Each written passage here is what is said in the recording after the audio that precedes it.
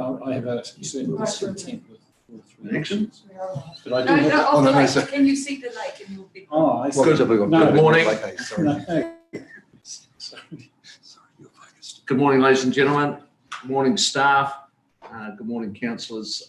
Welcome to Queenstown for this Finance Committee meeting on the dawn of a blood moon. So this will be a reasonably long day, so you can all have a wee nap before we get up to watch it from about 11 to 1 apparently. So, and Councillor Wilson will be doing a commentary of the blood moon through that 2-hour period. So if you need to tune in, she'll be doing that.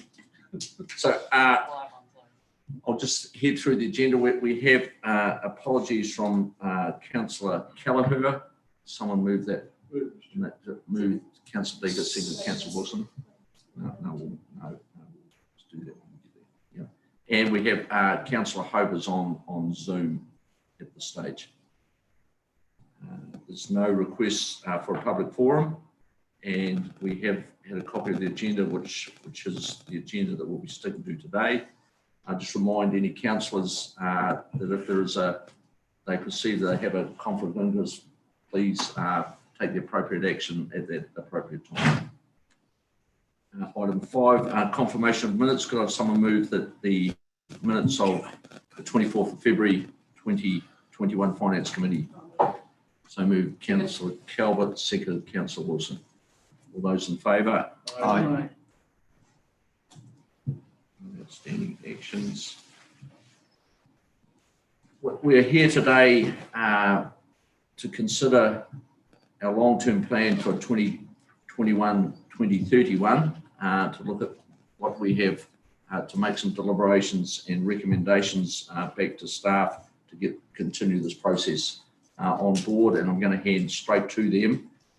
We have Mr. Donnelly and Mr. Rossler, who will present their paper, and we will begin the process. And we have 11 recommendations tabled at this stage, and it will be my intent, once we've had conversation, once the gentlemen have taken us through this paper, is to simply go through those one by one and tick and move on with those from one to one. We will be stopping at approximately 12:30 for a lunch break, and for half an hour lunch break, and then continue on. Thank you. Councillor Wilson. And after the 11, or you've gone through those, there'll be time to add others in. You'll find recommendation 7 probably takes care of that. That is the place for for looking through that. Should there be some things that you wish to add, that would be the position I would think we'd be making those discussions. So, Mr. Donnelly, Mr. Rossler, again, thank you for your team for the preparation you've done to get us to date, especially with the change in timeframes that we put upon you. But thanks very much indeed for what you've done, and the floor is yours. I'll probably throw to Mike. He can just step you through the cover paper and the attachments that he's got. As you just mentioned, the recommendations, step through recommendations on the key proposals that were in the consultation document. And there's separate attachments that summarise those particular proposals. And following that, there's a summary of other things that were captured that council may consider doing other recommendations for, as we just noted under recommendation 7, and then there's a final catch-all of a lot of the other things that came through submissions and were presented in the hearings that council might want to look at for their information, but they are not directly really LTP related issues that need to necessarily be considered at this point in finalising the LTP, but they might present some opportunities for council to consider other pieces of work further down the track. But I'll throw to Mike, and he can probably give you a bit more detail and then start stepping you through the summaries and the process. Thank you. I'm just conscious of time too, because I'm conscious there's a bit to debate potentially. The background, I think, is pretty obvious. We appreciate what the paper, where we're at in the process. Quickly, as Nick pointed out, the discussion in the paper really zeroes in on the results around the 3 or 4 key proposals in the consultation document, and the attachments support that discussion around those 3 or 4 proposals, Pearce Balanced Budget and Lake Hayes. And then there's the Schedule 4, which is important, which is the bit that Kate's asking around, which is other service level requests and other issues around outside of those 3 key proposals that you heard many of verbally on Thursday and Friday. So I propose that the way the paper's recommendations are structured is you could choose to work through. What it suggests is you work through those 3 consultation ones first, and make decisions on those, direct on those, and then you can move into really working through Schedule 4. And what I'd suggest there is that rather getting into the nitty-gritty of who's saying what, we actually just really focus in on what the key issues are, and Nick and I can give a steer on that from a staff perspective. And then obviously, and we'll do that by activity, keep them structured kind of as the schedule's ordered. And then obviously as we work through each activity, councillors are free to bring in whatever issues they see fit for discussion and potential direction on to staff. And then the mop-up direction is to send us away to implement whatever your direction is and to bring it back to 23 June. Probably the only looking at specifically at the recommendations with recommendation 5 around the balanced budget. As you work through that, you can agree on that in principle, and then we can come back to the exact number, obviously. Yep. So yeah, that's all I've got to suggest there, really. Other than just a housekeeping matter, there's a correction. Thank you, Brian Scott, for picking that out. On page 17, table 3, option 1 is actually preferred option, not option 2 as shown in the paper. So that's a correction. I'm sure all the other councillors spotted it as well. Yeah. So, yeah, I'd hand back to the chair. Councillor Wilson. Am I taking that you want someone to move numbers 1 and 2 in the first instance to get us into that space? And I'm very happy to move them, but I would like to add the words receives with thanks to the public and the staff the submissions to the consultation document. I think it has been, the quality of the submissions has been brilliant, and it's certainly exercised, I think, all of our brains on, and it's been really testing stuff, but I think the contribution's been fantastic. It's been really constructive comments made in the submissions. So I'm happy to move those 1 and 2 accordingly. With that addition, we're seconded for that. Councillor Decker, seconded. Those in favour? Aye. Thank you. Thanks, Kate. We move to recommendation 3.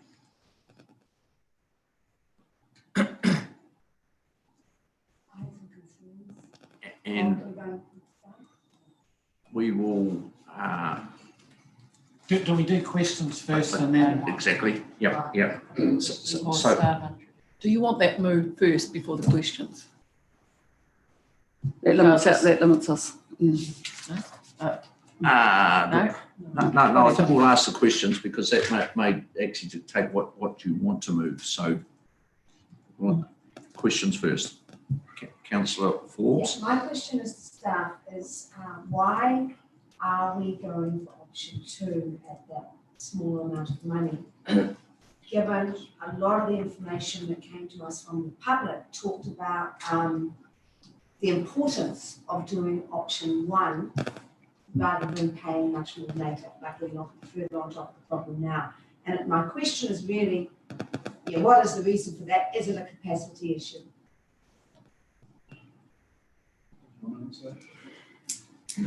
The question is option 1, 3.3 million versus the 4.6. So, Through Mr. Chair, it's not a capacity issue, although both options are directly.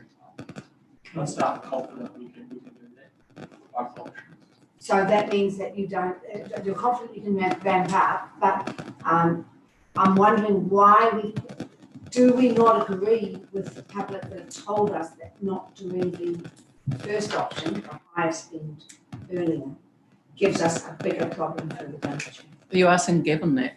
Do we not agree? Well, does the staff not agree? The staff are recommending option 2. My answer to the question is I would be comfortable with option 1. You would. It is more challenging in terms of ramp up because it has 4 more extra staff and extra dollars. But we have the capability to do that. And there's always risks around the ramp up. Both options are the same in the medium term. So after 2 to 3 years, they are delivering the same programs. How they differ is the pace of ramp up.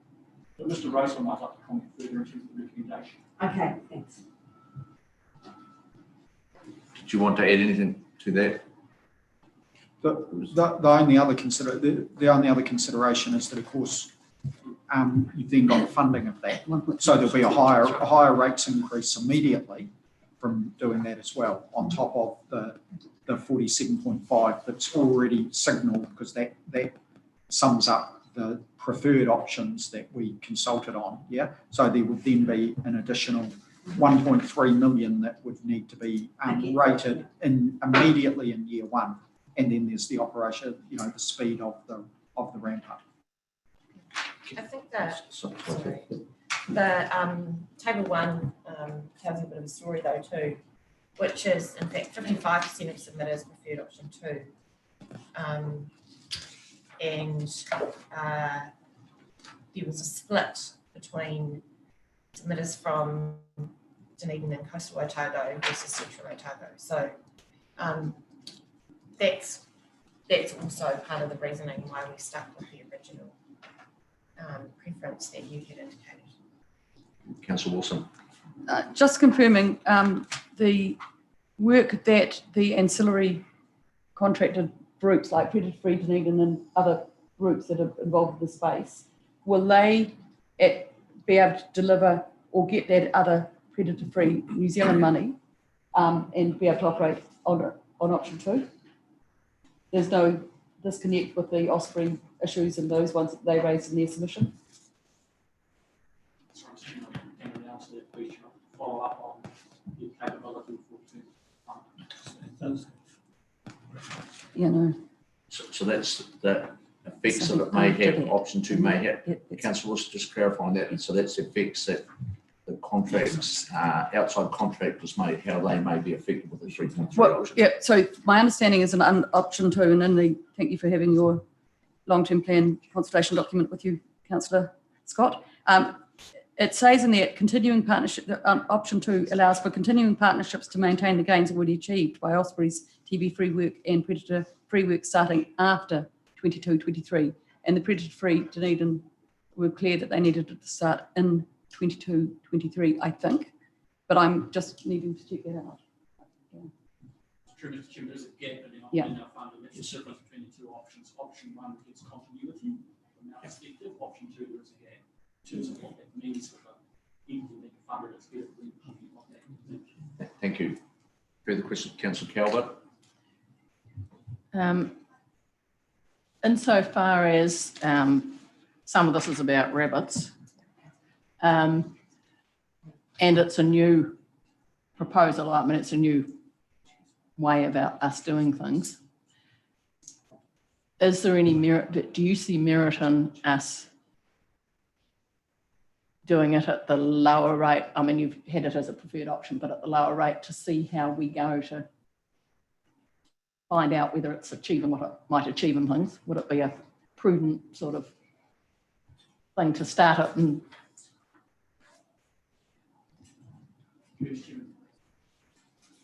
No, I don't think so. The reverse might be true. Option 1, the higher level of funding, there's 2 more FT dedicated to the rabbit compliance and enforcement. So you have more resource to test the effectiveness of our current approach. So no, I don't think the slower ramp up option 2 is. No, I don't think it's option 2. I think that people who tick that might have had an expectations that a whole lot of rabbits would be dead at the end of, and lots more of them if we spent the increased money. So we don't quite know whether that's going to happen for them at this point. Well, option one has more resource dedicated. It's two FTE extra compared to option two. So you take from that. So option one is a bit likely to be more effective. Yes, because it's more staff involved in the activity. So on balance, you would say option one is likely to be more effective. Two extra staff dedicated to rabbits, two other staff dedicated to other things. Councillor Lawson, Councillor Scott. I'm assuming that with option one, there will be more control sites. I think there are 9 scheduled currently for this coming year. So in addition to the 2 FTEs, does that mean that there'll be more community/control operations out of Lake Hayes and Albert Town? There's a better ability for us to resource our part of that. That's why I'm answering your questions. There's more staff dedicated to facilitating those sorts of groups. Councillor Scott and Councillor Wilson. Yeah, apologies. We're still in question time here, but Yes. because my question is, what really is the rate implication, the difference between option 2 and option 1? And there are tables here that actually put it in a financial zone, but maybe from any comment from the financial staff in terms of the overall percentage increase or so forth. What's $1 million look like on the rate? Yeah. Yeah. Any comment there, or you might simply direct us to the table. 2.2%. So total rates are going up the 47.5%. Yeah. So if we added another $1 million to that, I'll just give you what that percentage then will be. I haven't got the table right in front of me.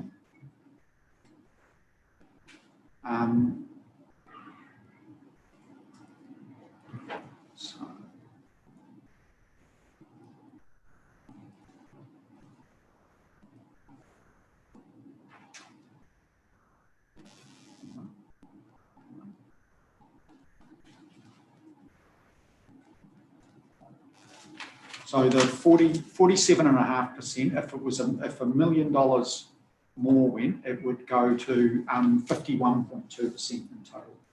Thank you. Which goes up 4%. Total rates. Just 1 million. That's 1 million. Yep. Thank you. So it gives you an indication of. Councillor Wilson. The question is whether the capacity in the 2 staff for other things, as Dr. Palmer, you mentioned, whether that includes the potential capacity to do the marine pest pathway that the Fiordland Guardians, Marine Guardians brought to us as an option. Yes, it does. So those other 2 roles that I referred to, one is dedicated to marine pathway work, and the other one is dedicated to regional wildlife conflict program strategy development and implementation. Which So that doesn't affect the rabbits. no, that's fine. No, but so the other question I have on that is, and this is why I was wondering, in the later papers today, we took the Wilding Pine work, I think, has so we haven't spent all of our grant yet. Is that because of the capacity issue in the staff, and that if we don't have those staff, that may be an ongoing issue? It's partially to do with that, but at the minute we don't actually have a strategy around wildlife control, nor that recycling, or marine pathways. And so, 2 extra staff of the 4 are looking at that. Those sort of and things. 2 are dealing with the rabbits. Yeah. Yeah. So that's two rabbits, 1 marine pathways, 1 wildlife. Questions complete?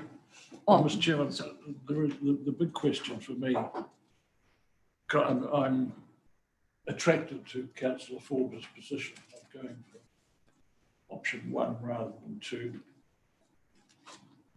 But the impact on the rates is pretty heavy. And we know it's a big burden we're putting on our ratepayers already. So my question is, and maybe it's in the papers and I missed it, what proposals are staff going to have for us to think about in terms of borrowing, in terms of special dividend from the port company, etc., which may take the top off the rates increase? I couldn't commit a vote on this issue of option 1 against option 2 unless I had some indication of what staff are proposing in terms of diminishing the rate.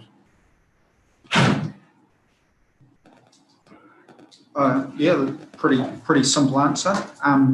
None, no more than what we've put in. We've looked at that. We've increased dividends. We've used reserves. We've looked at debt, and that got us to 47.5%, and leaves us in a position where,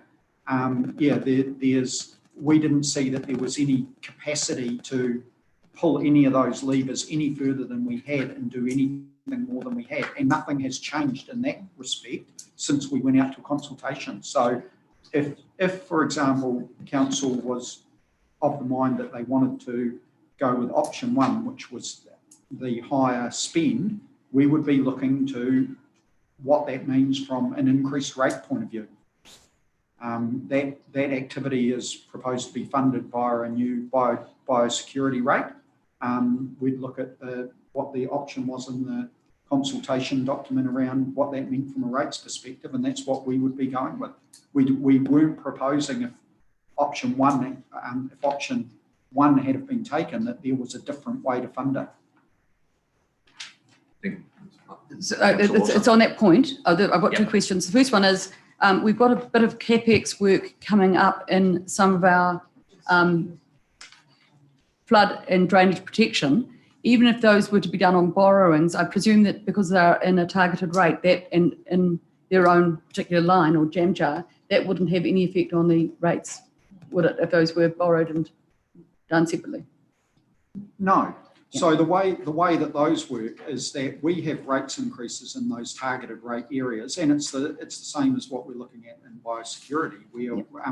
Although in this case, because the numbers increased, we would increase the rating amount. But if you go into flood and drainage and transport, those activities are funded via the reserve, which is already in deficit. The capital program is just part of what we're funding. And those deficits in several of those targeted rate areas are continuing to grow over the next few years. We have then smoothed the rates increases to continue with steady rates increases, and that will remain the same. There is no capacity to somehow go, there's an increase in debt won't make any difference to what we need to continue to fund higher rates. Thank you. And the second part of that question is, while you talked about 51.2%, if $1 million was added, because this is a targeted rate, and so the other suggestion is that we actually deal with the next motion perhaps before we sit on this, because the next motion will depend on how the effect.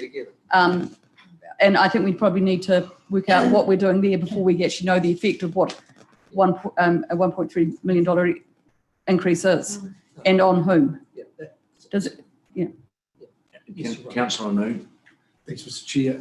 We've got our third quarter report later on in this meeting, and just wanting to confirm or not that where we sit now, 31st of March, and the likelihood to be able to deliver on the budgets set for the 2021 year, is there any likelihood to be any substantial surplus end of 2021 year that could help offset the rates for 21-22? No.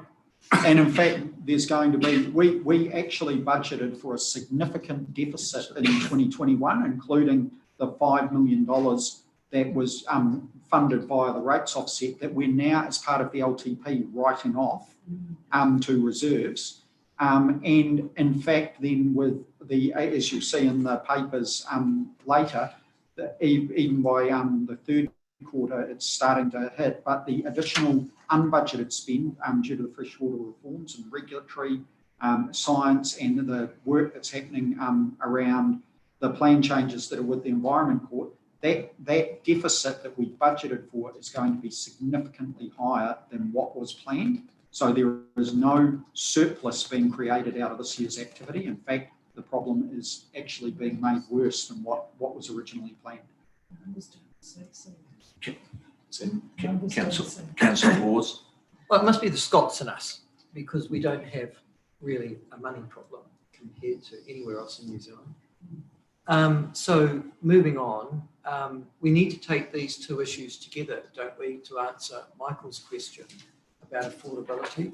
So I'm asking you, Mr. Chair, are you intending, when you have the debate, to link these two? Because the question that I want to ask is, I will go for option one, for example, which is to spend more money, but I want to link it to the financial regime that we're going to do as well. So, for example, and it's the question I was going to ask you, the staff have preferred capital, I think, no, land over capital, whereas I'll argue the other. Just for my ignorance, could you please tell me, Nick, if it's capital, it's based upon the value of the homestead and the land to combined. If it's land, it's just based upon the value of the land, correct?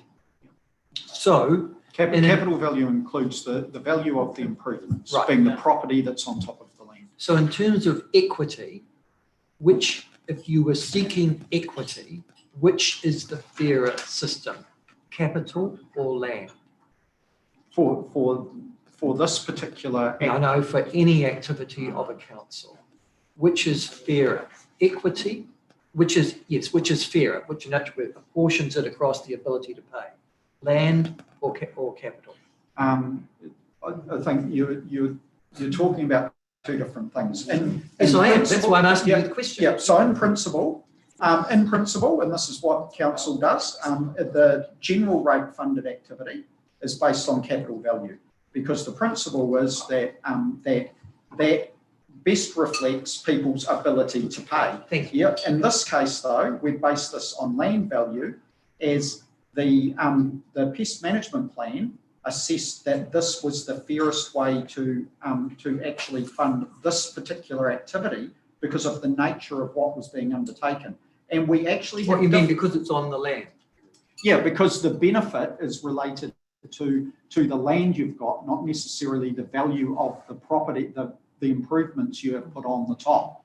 So that's why this was done that way, and it's not that dissimilar than other targeted rates that we have used different mechanisms, like the flood and drainage scheme. But in principle, general rates, and you know, a lot of councils go with this, they are done on capital value because that is assessed as having the best alignment to people's ability to pay. Thank you. That's what I wanted to clarify.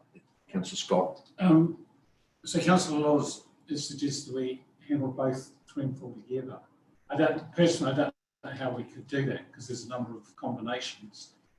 So it seems to me we either do recommendation 3 first, followed by recommendation 4, or possibly the sensible thing is to do recommendation 4 first.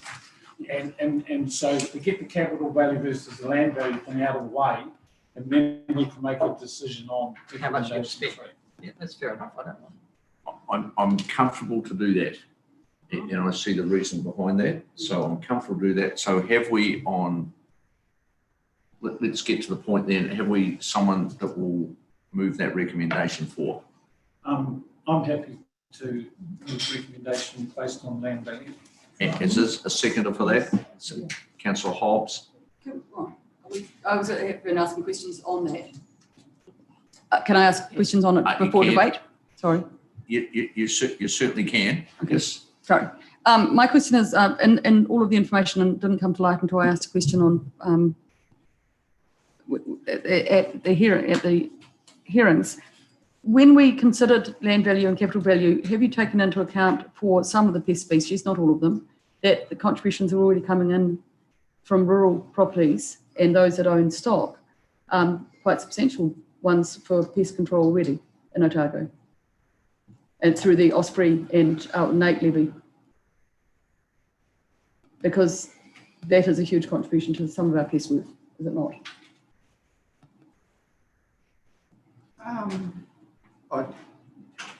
A simple answer is I don't know. We've gone by, we put up the options based on what was in the pest management plan. The pest management plan went through the different types of pests, and it actually had the option 3, which was the more complicated version, which then would have actually largely moved into having a slightly higher for your rural and lifestyle.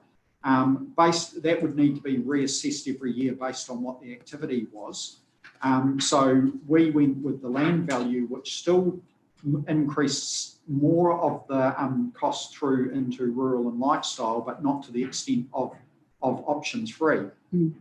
So effectively, if you like, that could take account of that, but it wasn't something we were specifically looking at.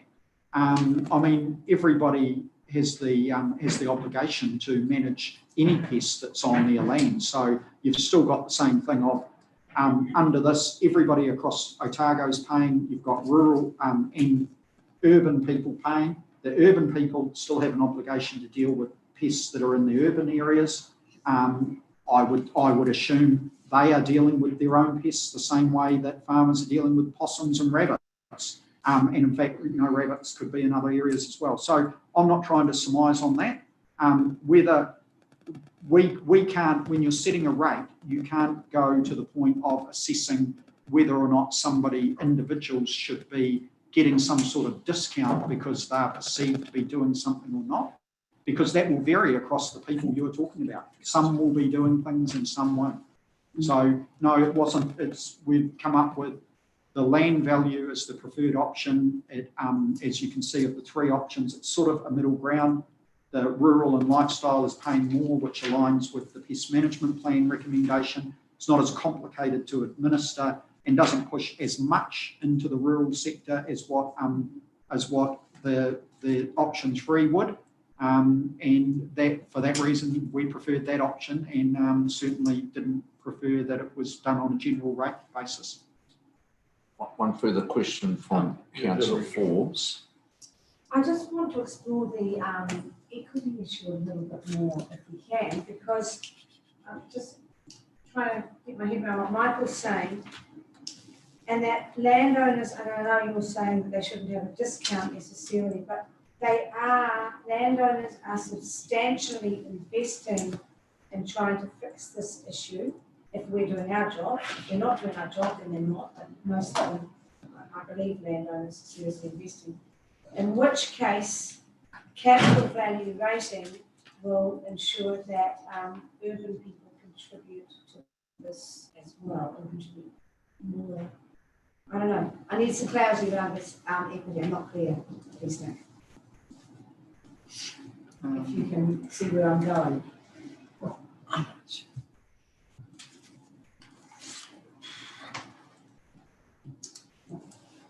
Yes, I mean, if you do it on capital value, then properties that have a high capital value will pay more, and typically they will be your bigger residential properties. Now that could still be in a rural area, particularly lifestyle properties would, where they've probably got a smaller piece of land but they build a relatively expensive house. But it will push it into where you're talking about CV. You're then pushing it into some of the big commercial properties, and in the city, you will have the biggest CVs. You're getting into utilities and commercial buildings and hotels, which that's the whole point that the pest management plan raised, is that that's why you wouldn't be using that. You would be basing it on land, where basically the land is where the pests are, the improvements and the value of the total property itself. Okay, thank you. We have a question from Councillor Calvert and Councillor Laws, and then I think we go into debate to get this motion All underway. right, I'll wait. You'll wait for debate. Thank you. Councillor Calvert. I think some submitters raised the question of why we don't base it on area of land. If it was area, I guess, an unfairness thing, you'd have partially area.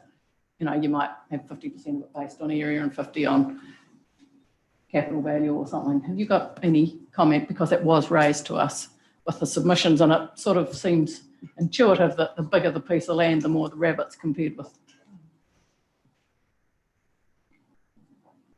Yeah, I think, did we look at land area, and it wasn't actually that dissimilar to land value. It wasn't as different as you'd potentially think.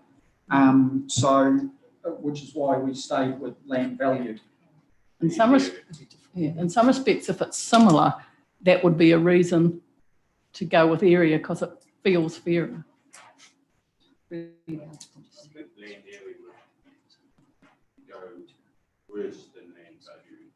And there's some properties that don't have a land area assigned to them. It's like a big shopping complex.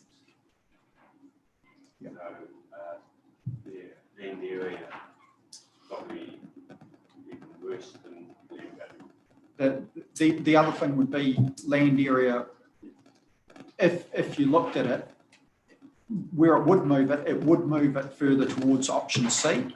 So we as a, you know, if we had a fourth option of land value and land area, but it's probably going to sit somewhere between option B and option C. Realistically, the difference there, if you're going to go with land area, which is essentially will have the effect of moving more towards where there is bigger parcels of land, which will be into the rural sector in particular, you're moving more towards option C. So our view was option C would cover that off if you wanted to use that. We have a motion moved by Councillor Scott, a recommendation moved by Councillor Scott and seconded by Councillor Hobbs. Is there any discussion? Yes. So, yeah, and you have the right. Yeah, sorry. No, let Brian go first. Mine will be quite brief. Look, this was the recommendation of staff. This was the recommendation of the pest management plan. There is a correlation between area and land value. To me, it feels right. And that can move the motion. Councillor Laws. Well, I'm glad it feels right, but it doesn't make any logical, intellectual sense. So let's examine that. We have the bizarre concept here where pests are regarded as a land problem, not a regional one, and that the benefits that we are suggesting actually accrue to land-based entities.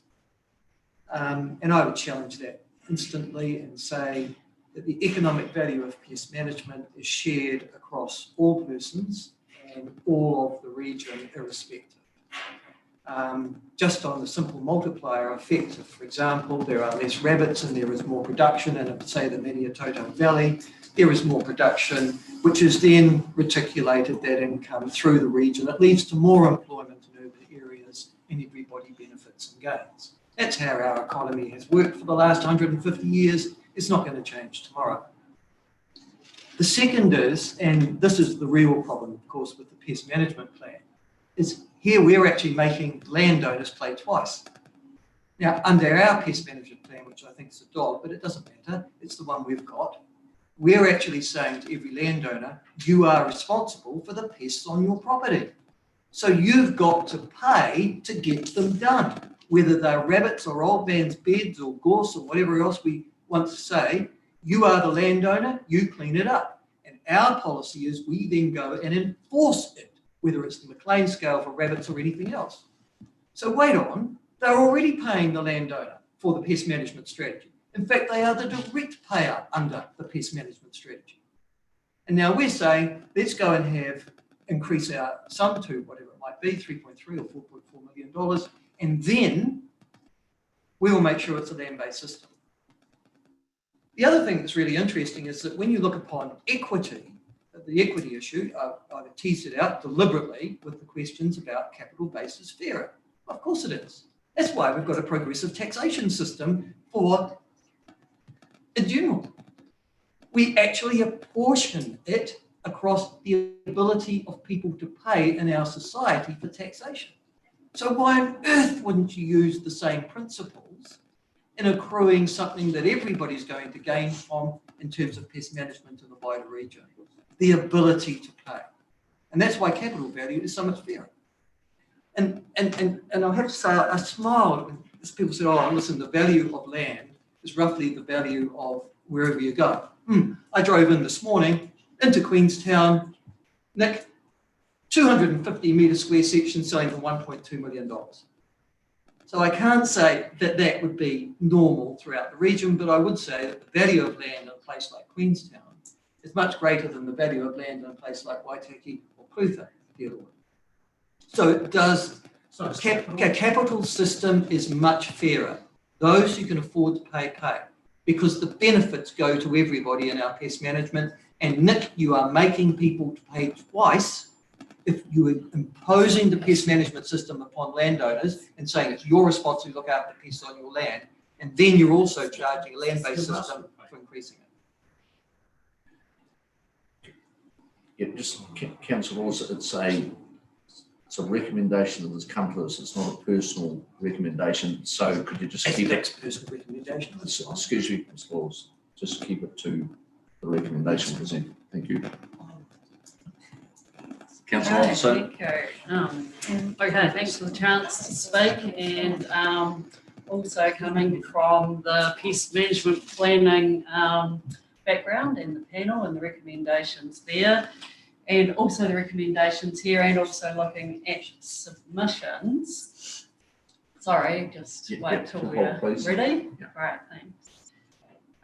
Yeah, and also looking at the Local Government Act in terms of assessing how people should pay.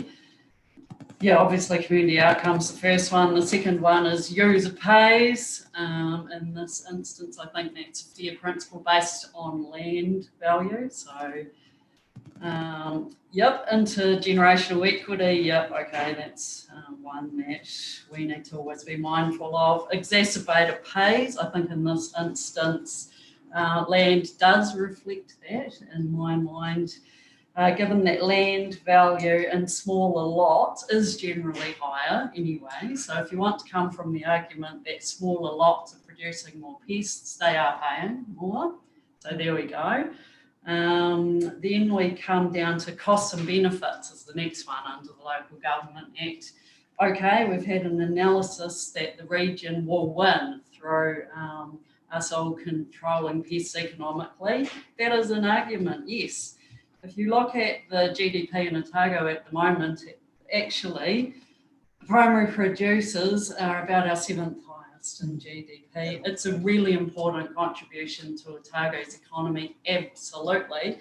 If you want to get into that argument though, the direct benefits go to the property owner that is producing. So there's an argument as well in terms of the costs, and then it comes into the 6th one, which is the overall impact of the funding. If you look at the table on the costs there, you look at a $4 million property, option B, difference goes from $195 to $257. To me, in my mind, that actually makes a lot of sense as an investment. I was looking at the option B there and analysing that, but you can see the table yourselves. To me, that's a good investment. So, yeah, thank you. I'd go for land. Thank you. Any further debate? Yes. Faults? Why don't reply? Why don't reply, really? Right? I'll take, because I seconded it. You should have, oh, so sorry, we'll go to Andrew first. Thank you. Hey, look, this is a land-based activity, and if I use Councillor Laws' reflection on the section that he drove past this morning at 2.5 million or whatever, it's probably about a $70 cost on that section for this particular activity. The idea that a capital value reflects the ability for people to pay is a nonsense. Take the example of plenty of retired folk who are on fixed incomes that have saved up all their life in a mortgage-free house. It doesn't necessarily mean that they have the ability to pay. So I think it's better to stick to a land-based option. It's the fairest and less likely to create anomalies or out of kilter type outcomes if you leave the capital value attached to the rating mechanism. So it's more fair and reasonable, reflects very much on what we're trying to achieve with the land. Yeah, and I agree with Councillor Robertson and Councillor Scott. Councillor Hobbs. Totally support the motion. Obviously, what we're paying for, particularly with the rabbits, is a coordination. And the only ones I feel sorry for are the Maniapoto people who have been paying for coordination. But there's an awful lot of other people. We're not ever paying to remove them. They pay for the coordination and removal. We're paying to go out and coordinate the removal of the pests and coordinate people so they work together so there are no holes. You know, that everyone's got the right fencing and things like that. The last thing I want to make is I live on a property, a small, very small property. I catch my own possums. Thank you very much. Cool. You're right to reply, Councillor Scott. No, If I'm not happy. required. So we have the motion put, moved by Councillor Scott, seconded by Councillor Hobb. All those in favour? Aye. To the contrary, No, can I have my objection? and it's certainly record that. Thank you.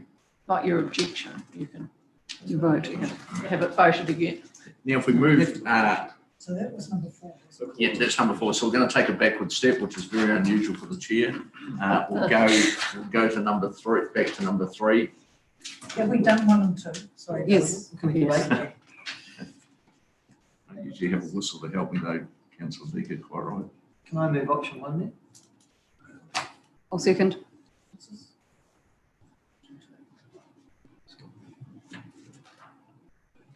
Option 1 has been moved by Councillor Laws, seconded by Councillor Wilson. And that's 4.6. We've had the questions on this. Yep. This we'll go straight to debate with those two having the right I reserve my. reserve. So, Councillor Wilson. And will you reserve your right for the end? To speak, yeah. Yeah, thank you. So we'll start with Councillor Calvert. Sorry, my question was just, is this one of the ones that we're coming back to? Because if we're just potentially hurling $1.2 million into the budget, by the time we get to the end of the budget, are we then going to say, holy cow, we're not putting the rates up 60%, let's go and have another look? Or I think, or isn't is that what we're standard? doing? Yeah, I'm just asking whether this is a sort of a let's see where, yeah, rather than yes, we've. That certainly is an option for us to come back later, but I think if you're making your decisions now, it should be based on the impact that we've already been told that will happen to rates. It will be having an effect of about 4% or thereabouts. So one should be making their decision now because we don't want to keep reworking this. We know that there is going to be an effect.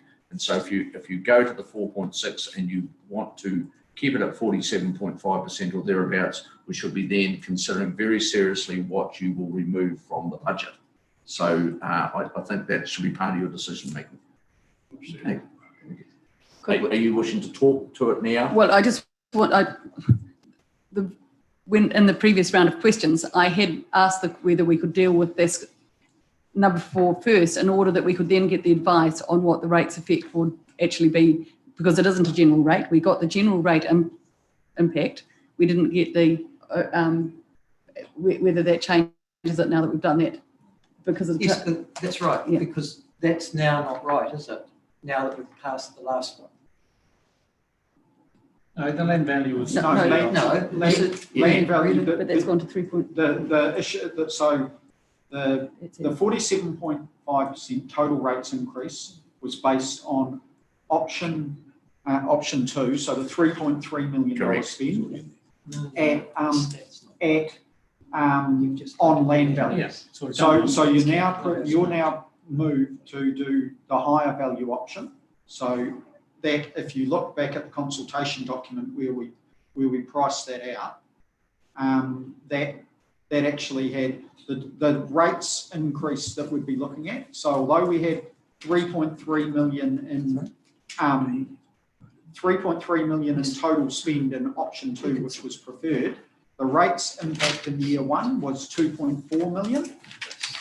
If you went to option 1, which was the higher 4.6 in total, we were looking at a rates increase of 3.65 in year 1, because there was an element that we were funding in year 1 via the reserve under both options. Yep. So the difference will be 2.4 to 3.65. So it's 1.25 million extra rates, and it will be a targeted rate based on land value into the total rates. So the 47.5, if we actually increase it by 1,250, not the million that I said before, we are looking at the 51% should be now about 52%. Sorry. Can I clarify something, please? Just hold for this. So it is, it's 52.1% would be the rates increase of option 1 rather than option 2. Yeah, so that's going from the preferred option that was consulted on at the 47.5%. And if we go to the 4.6 million option, that takes it up to 52.1%. Yep. Thank you. Councillor Laws. Thank you. I want to clarify something. Now, consultation document, pages 10 and 11, Nick, I can take you to those. In specific page 11, we have now just chosen option B, which is a land-based targeted rate for pest management, whether it's option 1 or 2. If I can take you to options 1 and 2, they are based on capital value, not land value. So we've consulted on an option that doesn't exist. B. Yeah, so the bit is that although that's the capital value of your property, but the number that's calculated there is based on what the land value would be for that capital value property. Yeah. Yep.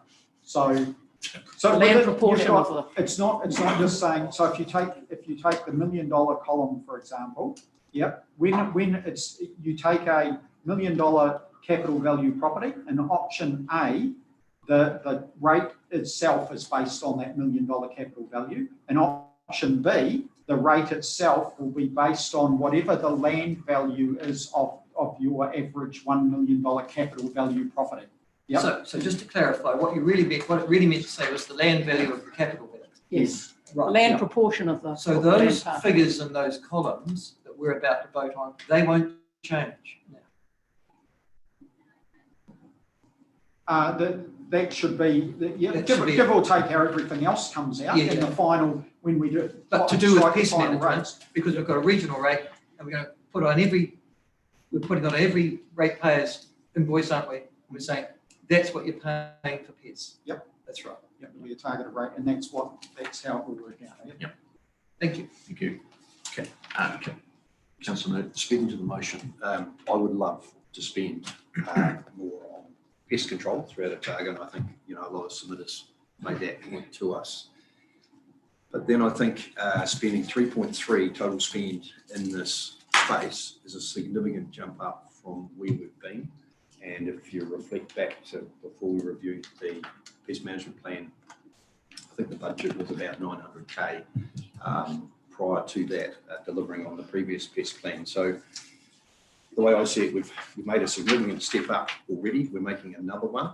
And I think that at this point in time, I would support 3.3 rather than what's been moved at 4.6, based very much on this is still taking this level of service to a higher level.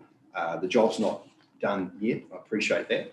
There's a mood throughout Otago for change, and I suppose greater accountability from a landowner's point of view. That's still bubbling away and increasing as we speak. So I feel we're on a bit of a journey here, and I think, yeah, the lesser amount at this stage is the right thing to do. And once again, back in my mind, the impact overall on the additional 4% on the 47% rate increase overall is probably just a step too far for us at the moment. Well said, Andrew. Councillor Forbes and Calvert. I appreciate that view, Andrew, I really do.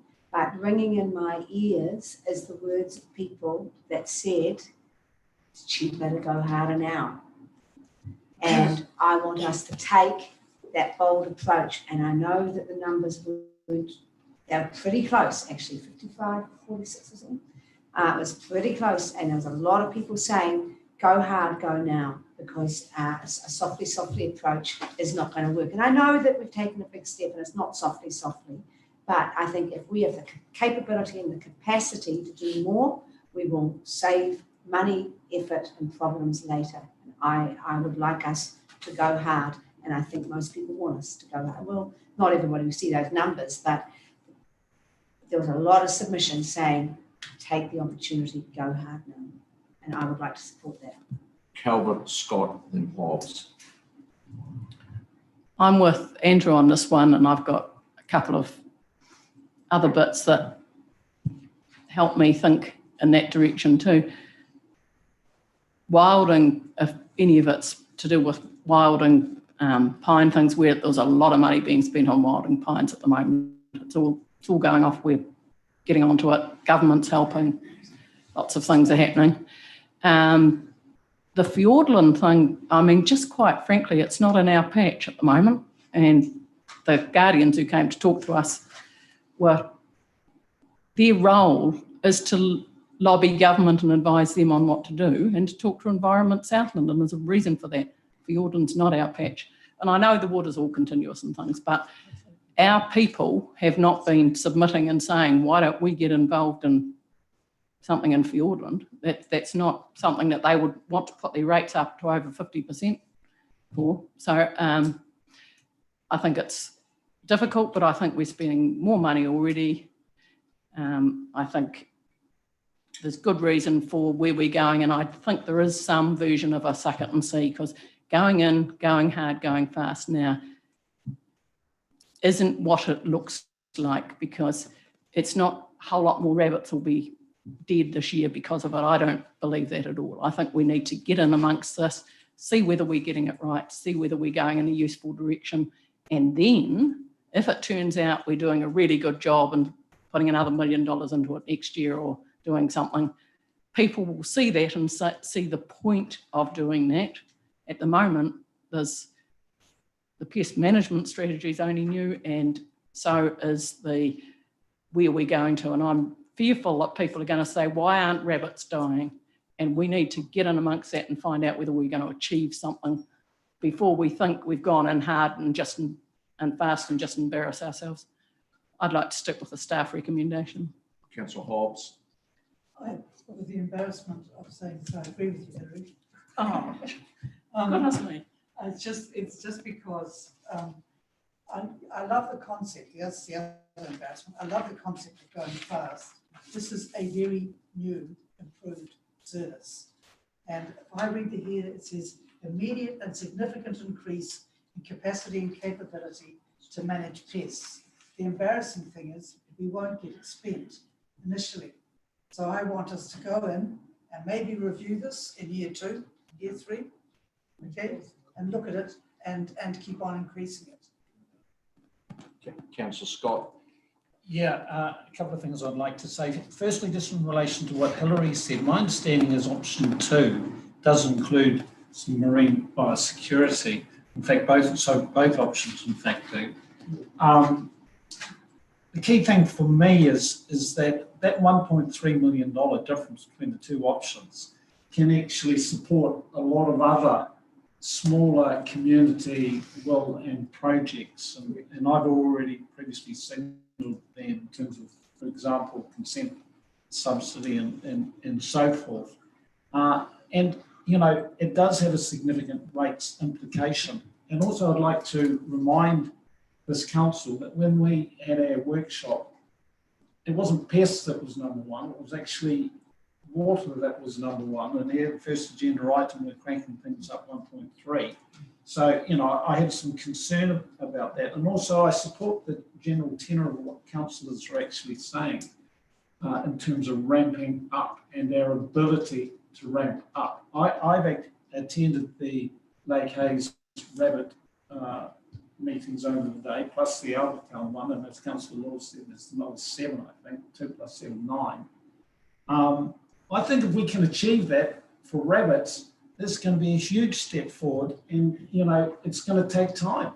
Let's not overcommit our ability, and at the end of that, I think we've agreed we're going to have a look at how successful we are, and is that the right strategy? We may need to reconnect moving forward. I think option 2 is where it's at.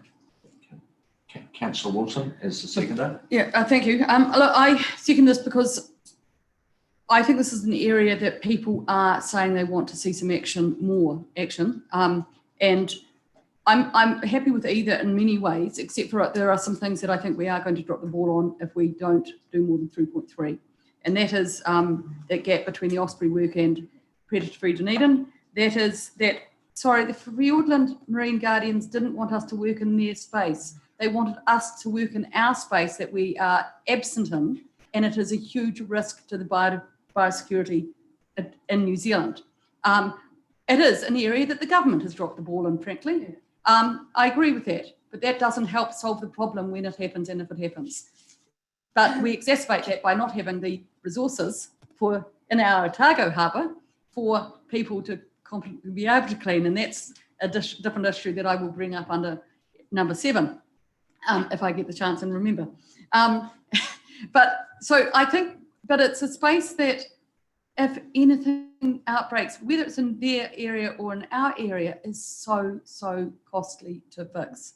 And that's why I think we need to do some of that investment now, or at least challenge ourselves to invest in that area now. I think the wildings, we're not spending our wilding money. There is a risk that, there's always a risk that you'll lose money if you don't spend it. And that at the moment, as is shown in the financial reports later on in this agenda, is we're not getting spent. I think we need a better strategy for that.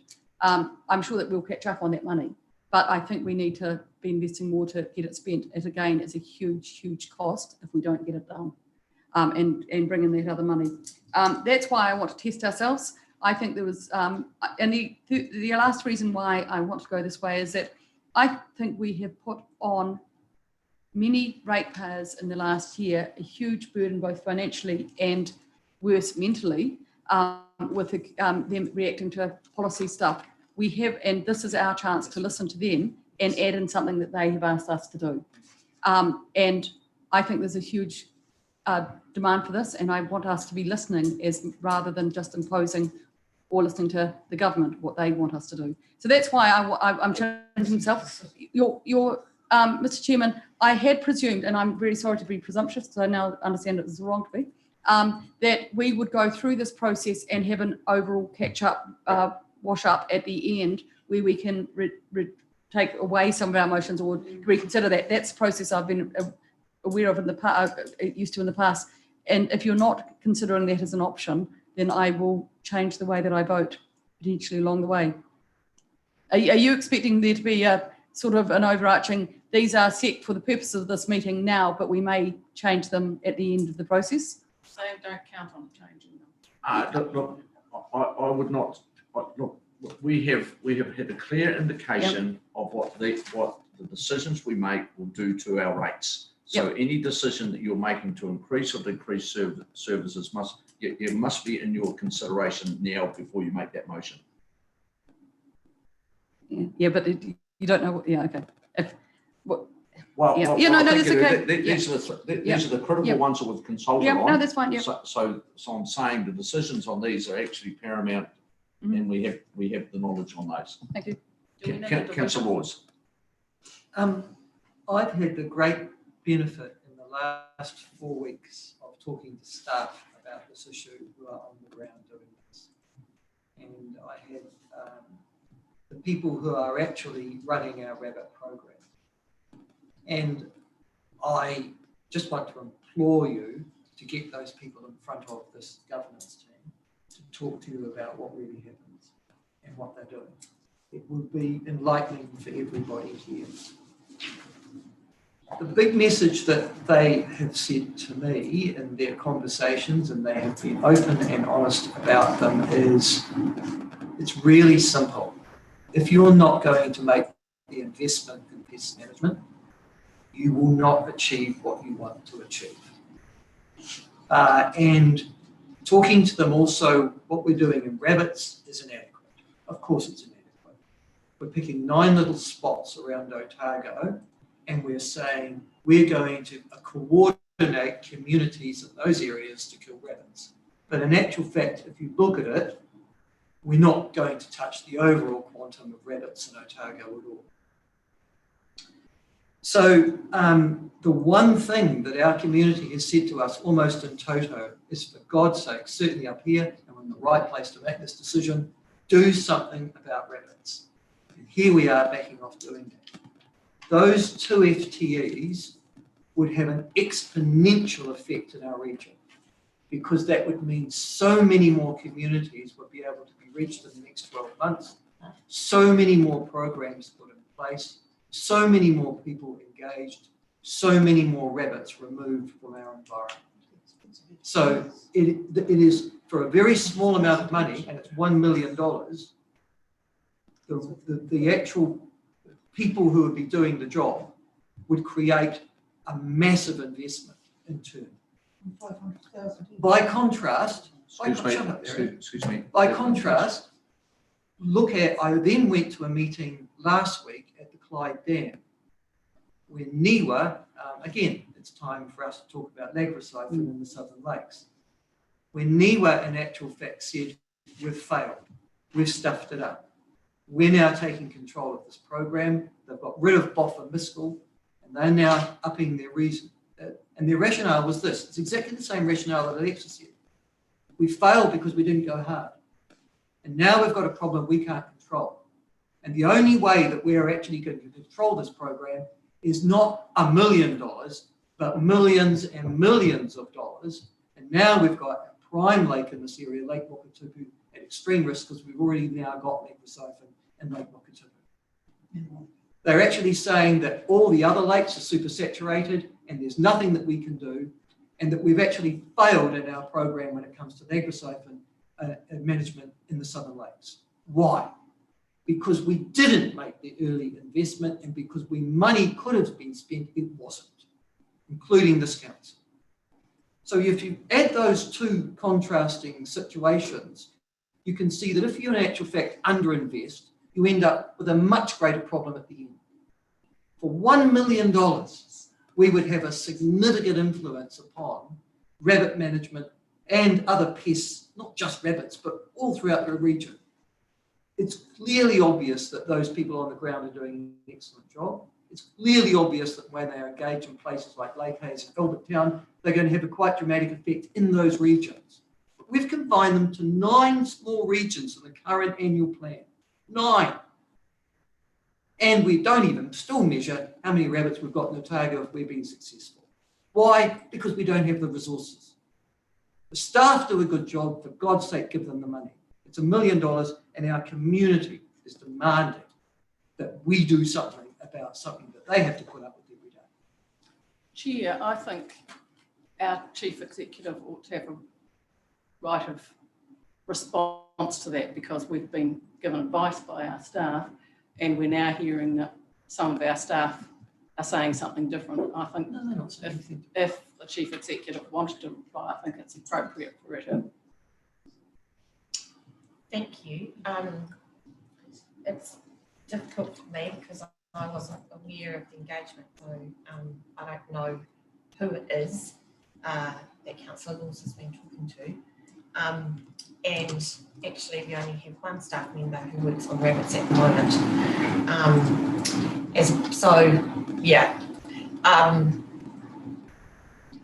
I think our job is to take the pest management plan and to implement it, and that is what's proposed through the 3 options. we've just proposed some differences in the way you might invest in doing that. So going faster than we have been, or going faster still. Whichever that is, won't change the way that we are managing rabbits in terms of the facilitation role that we take and the coordination role that we take, rather than any active role in rabbit destruction. So all I would say is that the recommendations before you are consistent with the direction that you have given us when you've adopted the pest plan for our region. Thank you, Sarah. We have a motion on the table moved by Councillor Laws, seconded by Councillor Wilson, that option 1 be adopted, the 4.6 million from year 1 onwards. Can we have a division, please? We can have a division. And Councillor Hope, are you online? Yes, I've been listening in there. Thank you. We're about to vote and we'll call your name out in alphabetical order, which will be good. Thank you. Councillor Calvin. Sorry. No. Councillor Decker. No. Councillor Forbes. Yes. Councillor Hobbs. No. Councillor Hope. Yes. Councillor Ross. Yes. Councillor Malcolm. Yes. Councillor Moon. No. Councillor Robertson. No. Councillor Scott. No. Councillor Wilson. Yes.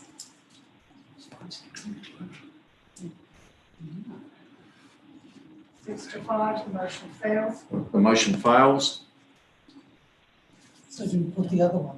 But I moved the alternative then. Which one? Councillor Calvert, seconded Councillor Scott. 3.3. To the recommendation, 3.3 directs council to apply option 2, the delivery of pest management of 3.3 million. You could go partners. We have a mover and seconder. We'll put that. All those in favour? Aye. Aye. Against? Carried. Mr. Chairman, here's your question. So when I go into, I've got what's these submitter services requests that have all been done by, you know, the issue that we're talking about, and we've just been talking about biosecurity.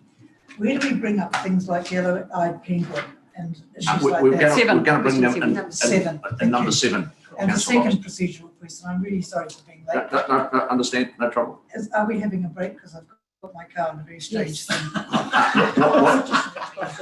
12:30. That can't get. It's 9 minutes away. I'm going to make a bold statement now because I'd hate to have to run a raffle to pay for Councillor Hobbs's fine if she's overdue. We'll break for lunch now rather than start a new debate. You're done, thank you. Oh, sorry. You can get a valet.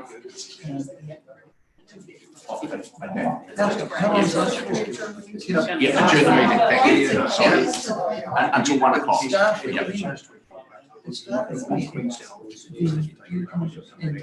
Argue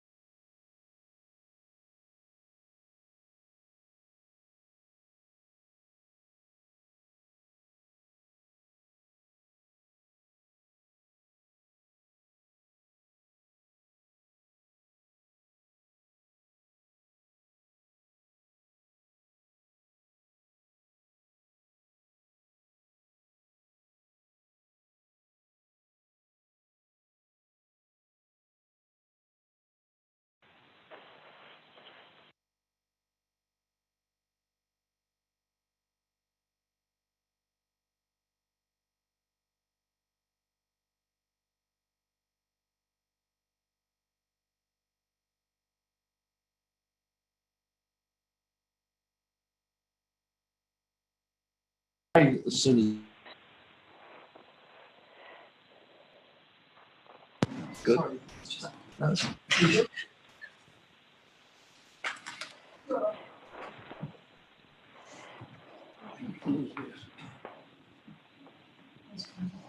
Good afternoon. We now go through to 4 o'clock, but we will have a break. A bit of scheduled break, but I'm certainly going to have a stop about 2:15, 2:30. Thank you. We will be stopping at that stage. So we now move on to recommendation 5. Someone would like to consider and move that or ask any questions on that recommendation? This is 47%. Correct. I'll move on. Moved by councillor Hobbs. We have a seconder for that. Seconded by councillor Robertson.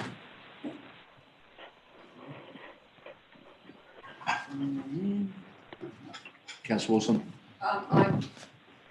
Again, I probably should have done this earlier, but I would have heard that that was moved after 7 in order that we can actually know what the potential rate increase is. If we do this now, it actually precludes us in some ways by the nature of this motion, I think, from adding anything else in without taking out particularly something out. I may have that wrong. That's just about whether you want to. Yeah, so I understand. I'll hand I see we'll give an explanation around that. Thank you. Isn't this motion just about whether you want to correct the total increase in year 1 or whether you want to smooth it? So Going to reserve. it's, you know, how much that is kind of less relevant than which approach, I think. I accept that if we stay at exactly where we're at. The problem is I don't know what my colleagues are going to bring up potentially in number 7 that may skew that and therefore make us have to re-debate it. So just is completely correct. The issue, the debate here is around. Could you just hold the top? Carmen, could you mute, please? Thank you. The debate is around the 2 options. So it's whether to basically have the higher increase up front and fund it all, or whether to use the smoothing and the deferred rate option. As Mike said at the start, there will be a need to go back at the end and just have a collective, just get some clarity on where that, if for example you go with option 1, which is the preferred option, as to whether or not we're landing now on staying with 47.5 or whether that's moved. As we've seen, we've already moved, if you like, based on where we're at with the previous debate, that would go up to 52.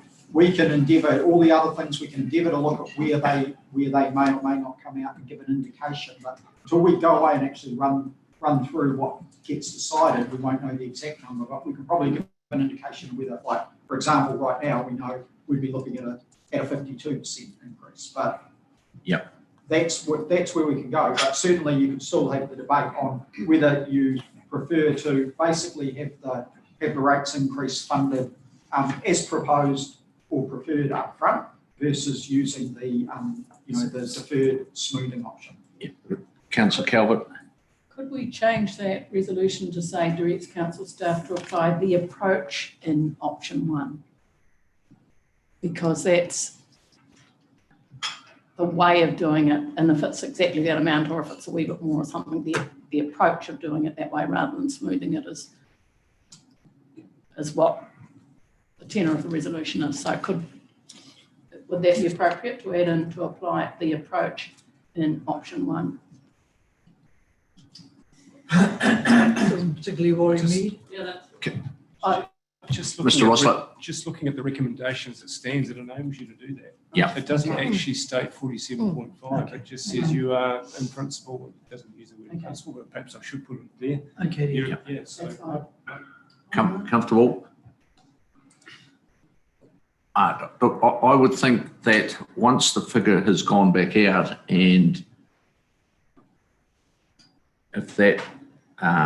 if we felt we had a sufficient increase or sufficient decrease to change a funding option, we would still have that ability to be able to do that prior to putting the stamp on things. Thank you. So we have a mover, which is Councillor Hobbs. So that's for option. One. Option 1. The direct increase as opposed to. Seconded by Councillor Robertson. All those in favour? Aye.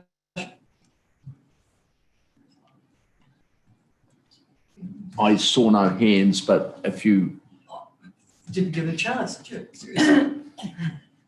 Sorry, I've got we'll just hold that vote and I will allow councillor to debate. Well, I've got a My debated apologies. question. In my stuff that I received, option 2 was preferred. Really? No, but people. Yeah, so it's highlighted that that was a mistake. Right. Yeah. Okay. Yep. I like option 2 because it's equitable. It's fairer. It is intergenerationally equitable as well. So at the moment, we are punishing a whole series of current ratepayers for mistakes that we have mostly made, although some of the burden has been placed upon us by central government. So option 2 is a much fairer system of smoothing out those particular increases over a number of years and spreading it over the generations who are expected to derive a benefit. So that's why I like option 2. Here we are talking about affordability. We've been given an option by our staff to ensure that affordability and equity are recognised in our rating system. But then we seem to be rushing off and saying, no, we'll do it this way, which is the least equitable and the least affordable of the 2 options. So that's why I like option 2. Speaking to the motion, councillor Wilson, then Scott. I won't be voting for this, nor will I vote against it. I just don't want to be voting for it at present. I would rather that we worked out what the rates were and then the method of voting.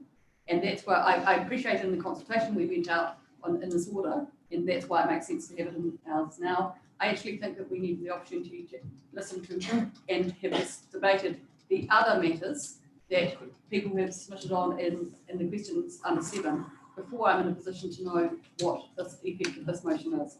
For that reason, I won't be voting for it at present, right now. Or against it. Councillor Scott.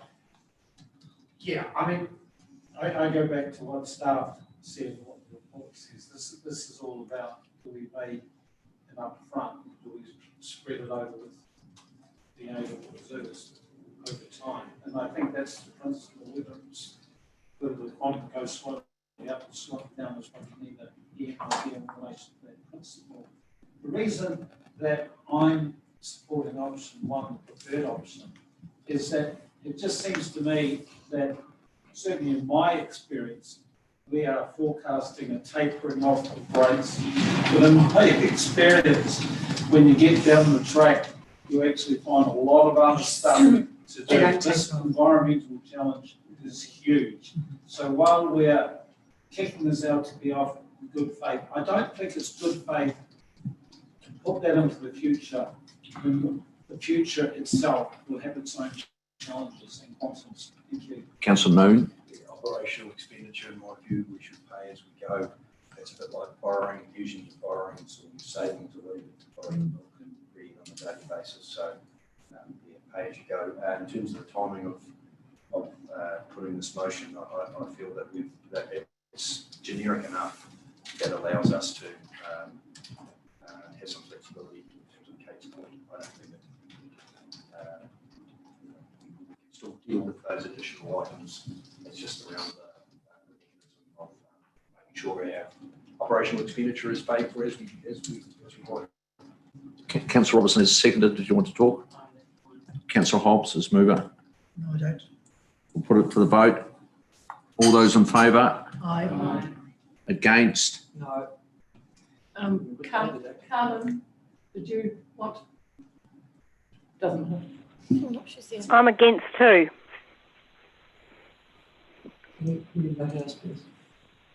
You want that noted, Councillor Hope?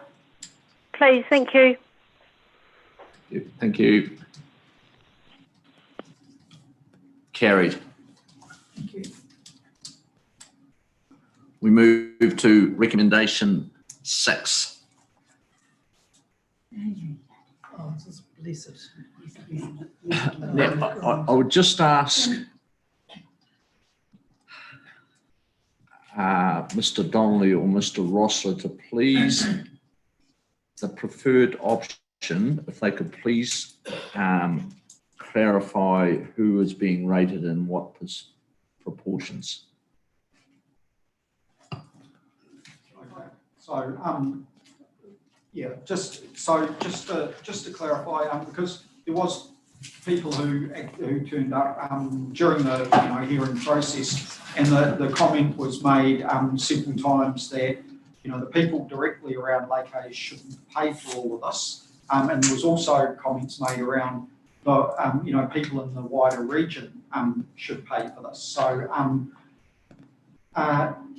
if you went back to the consultation document, it outlines on page 17. It actually gives a breakdown of the proportion of benefits, so how the funding is being applied. So although the proposal was to create a new targeted rate, that targeted rate was funding 70% of the work.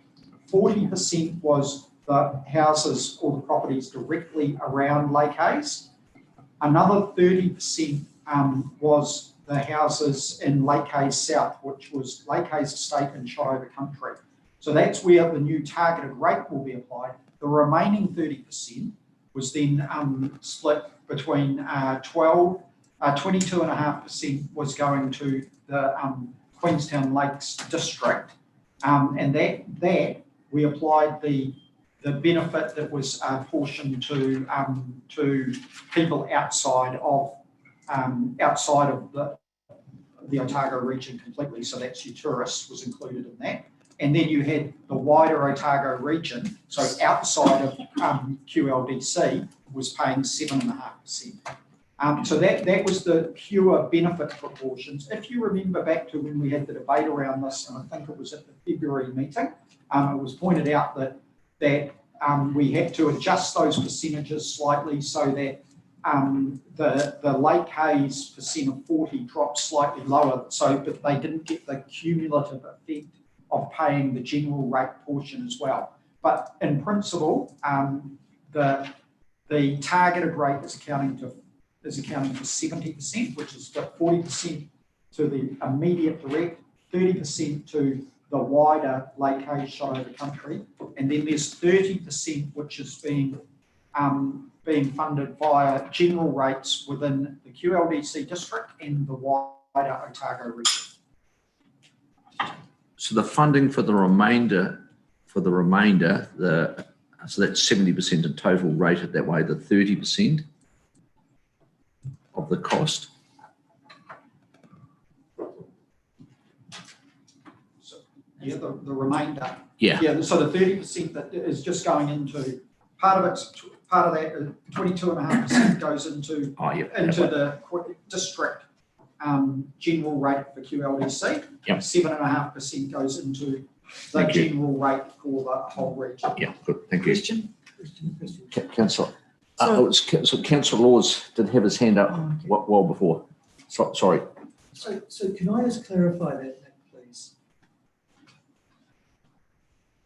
Most of the cost of this proposal to do with the Lake Hayes remediation falls within the Christchurch district, 92.3%. Christchurch. Queenstown. Queenstown district, 92.3%. Yeah, that's right. Yeah, the 92, it should be 92.5, but the difference is, Okay, so first of all, that's the first question. Thank you. The second is, if I am a Lake Hayes resident, so just imagine I'm one of the people who's in that box one, who's in the 39.5% box. Am I paying 3 times, or am I paying twice, or am I paying once? well, and the people in Or there, 4 times, sorry. no, the people in there, they will be paying 40%, but they will pay the 39, they will pay a targeted rate, Yes. which equates to 39%, and then, yes, they will pick up a portion in the QLDC district and the Otago district, but their portion there and that'll move the 39.5 to the 40% that it should be. We adjusted that. Oh, It was pointed out that they would have been paying if we had kept that at 40%, they would have effectively paid slightly more than 40%. Right, okay, so 39.5 is their quantum. That's their pure target rate. They will pay the QLDC. They'll have a portion in the QLDC general rate and the Otago general rate. Yes. But their portion will total back up to a total 40, of yeah. the 40%. Yep. Thank you. Councillor Hobbs. Thank you. I just want to go through the three. So you've got the option one, which you've really explained. Option two, fund via existing river and water management. Can you remind me what that means? And then new uniform targeted rate. I think I know what it means, but I'd like to know it, please. So the other two options that we looked at is each district has a river management rate. So we proposed through this and it outlined in various other places to rename that river and water management. So typically to date it's been for managing the rivers and like keeping them clear of debris and gravel and different things. But we proposed that we would use that wider for work that might not just be, if you like, repairs and maintenance, but it could have wider benefits. So each district has a river management rate that applies, and it's done on a district basis. So there's Dunedin, there's Toowoomba. The difference is in Queenstown, there's two river management rates. There's a Wakatipu and a Wanaka one. Right. So what we did there, the Castalia report talked about the district benefit and it always talked about Queenstown Lakes district. So we then applied the total cost and we said option two was to fund all of this Lake Hayes remediation out of the river management targeted rates, which we already have those rates, we just add that to it. That's the same as we propose to fund Tomahawk, for example, is being proposed to be funded out of the Dunedin river management rate. So as you can see there, that would then apportion that, the total cost on a CV basis across all of the properties in QLDC, of which there's 27,000. And as I pointed out, we did it we included both Wakatipu and Wanaka river management rates in that option. The third option there of a uniform targeted rate is taking the total cost and then applying it regionally where everybody in Otago will pay. So it's those 119,000 ratepayers. But this one here is not being applied on a CV basis. It is on a uniform basis and everybody would pay $2.17. Okay. Everyone will pay $2.17. Yeah. Under that option. A couple more questions, but Mrs. Gardner. So just in relation to this, Nick's covered it really well. I just wanted to make the point that it would be great if you could not only think about this in terms of Lake Hayes, but actually it sets a precedent for whatever else you might want to fund in the future. So it's quite important that you take that holistic view as well as thinking about just Lake Hayes in and of itself. Thank you, Mrs. Gardner. Councillor Wilson. That was exactly my question, and I'm just wondering now, and there's another part to that as well, I think. So for consistency, we've just decided we're going to use land value for pest control. Can I just understand why we use CV for this sort of work as opposed to, just whether it's going to look at like an inconsistency or consistency of delivery? The benefits, the activity and the benefits are different. This benefit is based around, economic and recreational benefit. It's not, whereas the previous biosecurity is based around, around the land, and that's what pest management can see. Our default, generally, when we go to look at a rate, our default is to start with CV and then look to whether there's a reason why we would move away from that, and there wasn't in this case, so we've stayed with CV, except for option 3, which is ignores CV and does it uniform. That in that case, a property that sits, say, in South Dunedin with a $150,000 CB will pay $2, the same as a $4 million property overlooking Lake Hayes. Thank you. Yeah, I just wanted to check that one off. I'm just wondering if, depending on whether you go option 2 or option 3, if we didn't do option 1, would you see us potentially setting up, instead of talking this as only as Lake Hayes project, setting up as a water improvement project fund, which could be done by Roby, it could be done by districts, or it could be done, and then asking council, as they are doing to, in a certain anyway, to look at those water improvement projects and start setting priorities, talking to iwi, talking to communities, but trying to do them in those river management or Roby routes, depending on how we decide rate, because in some ways I quite like the idea that we go with Roby rather than districts, and that's, I know, a substantial change. It's something we can do over the next year. We don't have to do all of it at once. So just an answer to your question, I think what you're suggesting kind of overlaps with action plans we have to do under freshwater FMUs. It also overlaps with the prioritisation work that we're going to bring to you shortly around catchments, and also the integrated catchment plan piece that we have deferred or proposed be deferred to year 3, I think, from memory. So in a way, I sort of feel like we've got it covered. I don't necessarily know that we need another fund so much. If you're talking about work that's largely driven by us with communities. Yes. So, yeah, the budget is kind of there in the LTP in different places. So the question is, but if we did this under option, whether it be under option 2 or 3, and it's done under that, then we can put all of those other ones under that funding model and set that up now as for that work, was, as you suggested, this is setting a precedent. We can do it just as a Lake Hayes project, or we can say that this is, it's going to be going for years, this project, and why wouldn't we do it under that bigger portfolio that we've already got work going into? Well, You could. yeah, the reason why we've looked at this the way that we have is that we don't have a water improvement program to fund. So currently what we've got, Lake Hayes, we were consulting on this funding because we were setting up a new targeted rate. The other 2 areas that we are doing work in is Tomahawk and Lake Te Wakatoto. Now they have, Te Wakatoto has the Kuraweo funding we can use, which is a real benefit for that community.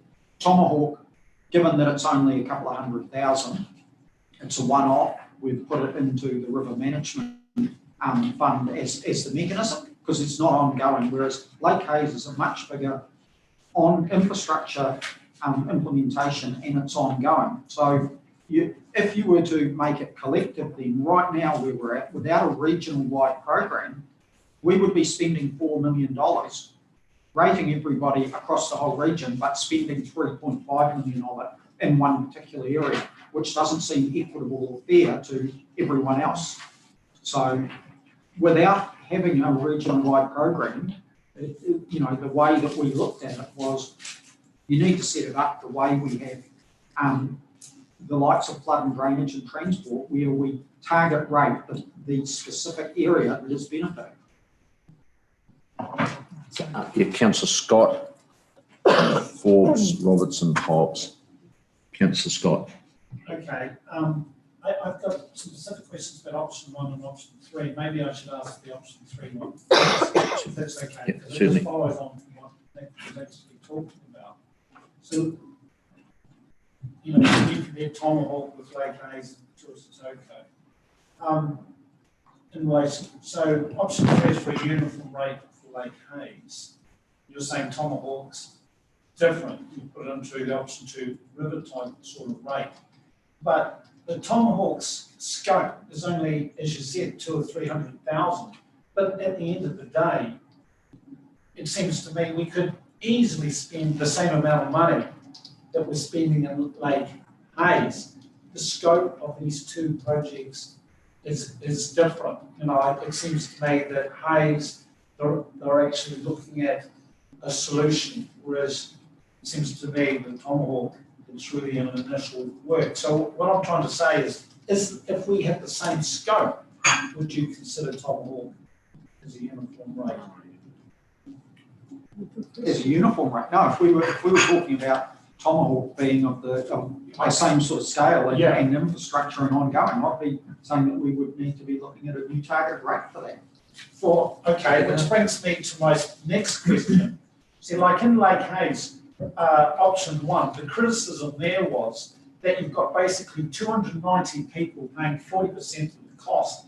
And like whether it's Lake Hayes or Tomahawk or wherever, that's actually a significant financial burden, 40% of 3.5 million plus their involvement in the balance, the other 10. Is that a reasonable mechanism? I mean, what for funding 40% of 3.5 million? Or is the consequence that we don't actually fund up this work? Well, that's for you to decide.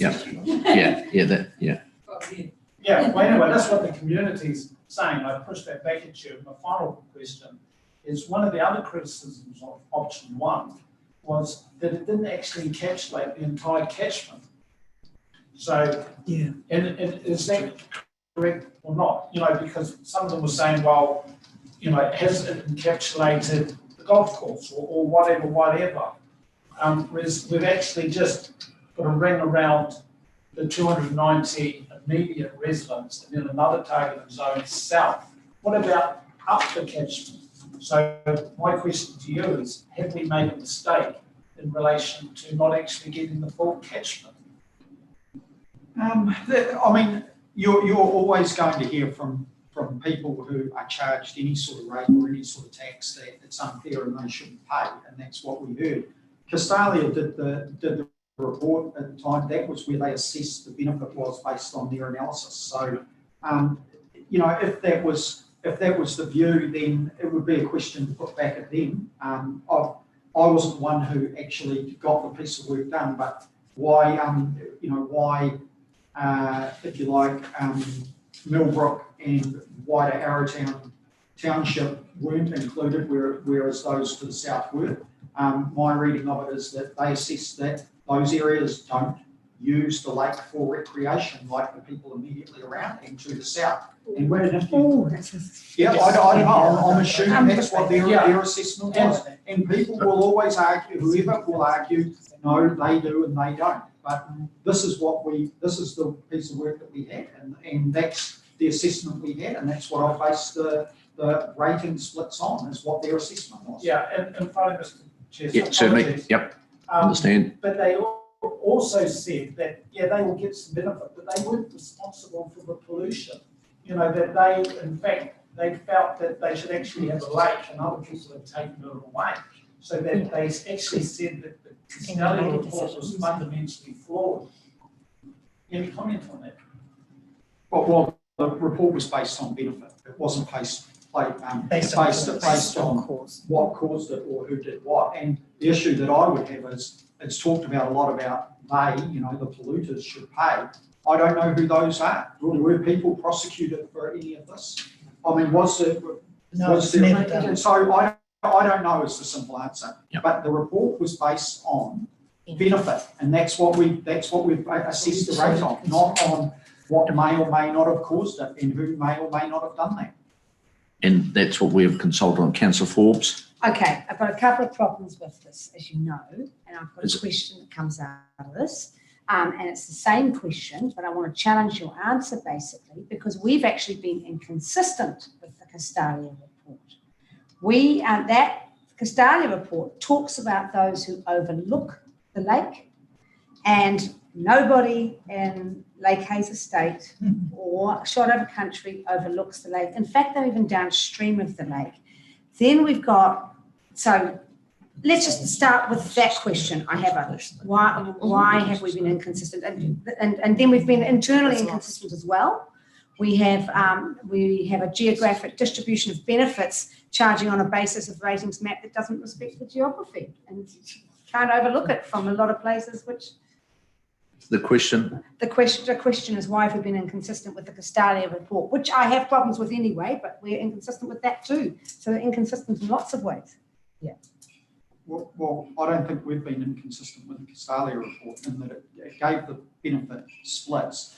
If there's an issue with the Castalia using the word overlooking, I mean, you go, do they mean overlooking or do they mean the proximity to the lake? I mean, it's just because the word overlooking is used, I think is basically playing with the words when it's quite clear that they mean, based on the map, your proximity to the lake defines the benefit that you get. The proximity. How about access to? You start getting into all sorts of troubles with that. yeah, Councillor Ford, I just, You're arguing with me Just about somebody hopeless. else's report. Yeah, I Yeah. know, and it's just hopeless. When we get to debate, Okay. can I? can I I'll go? come into it again in debate. I'm going to Councillor Robertson for a question. Yep, thanks. During the submissions, there were quite a few people who asked actually, what is the investment in?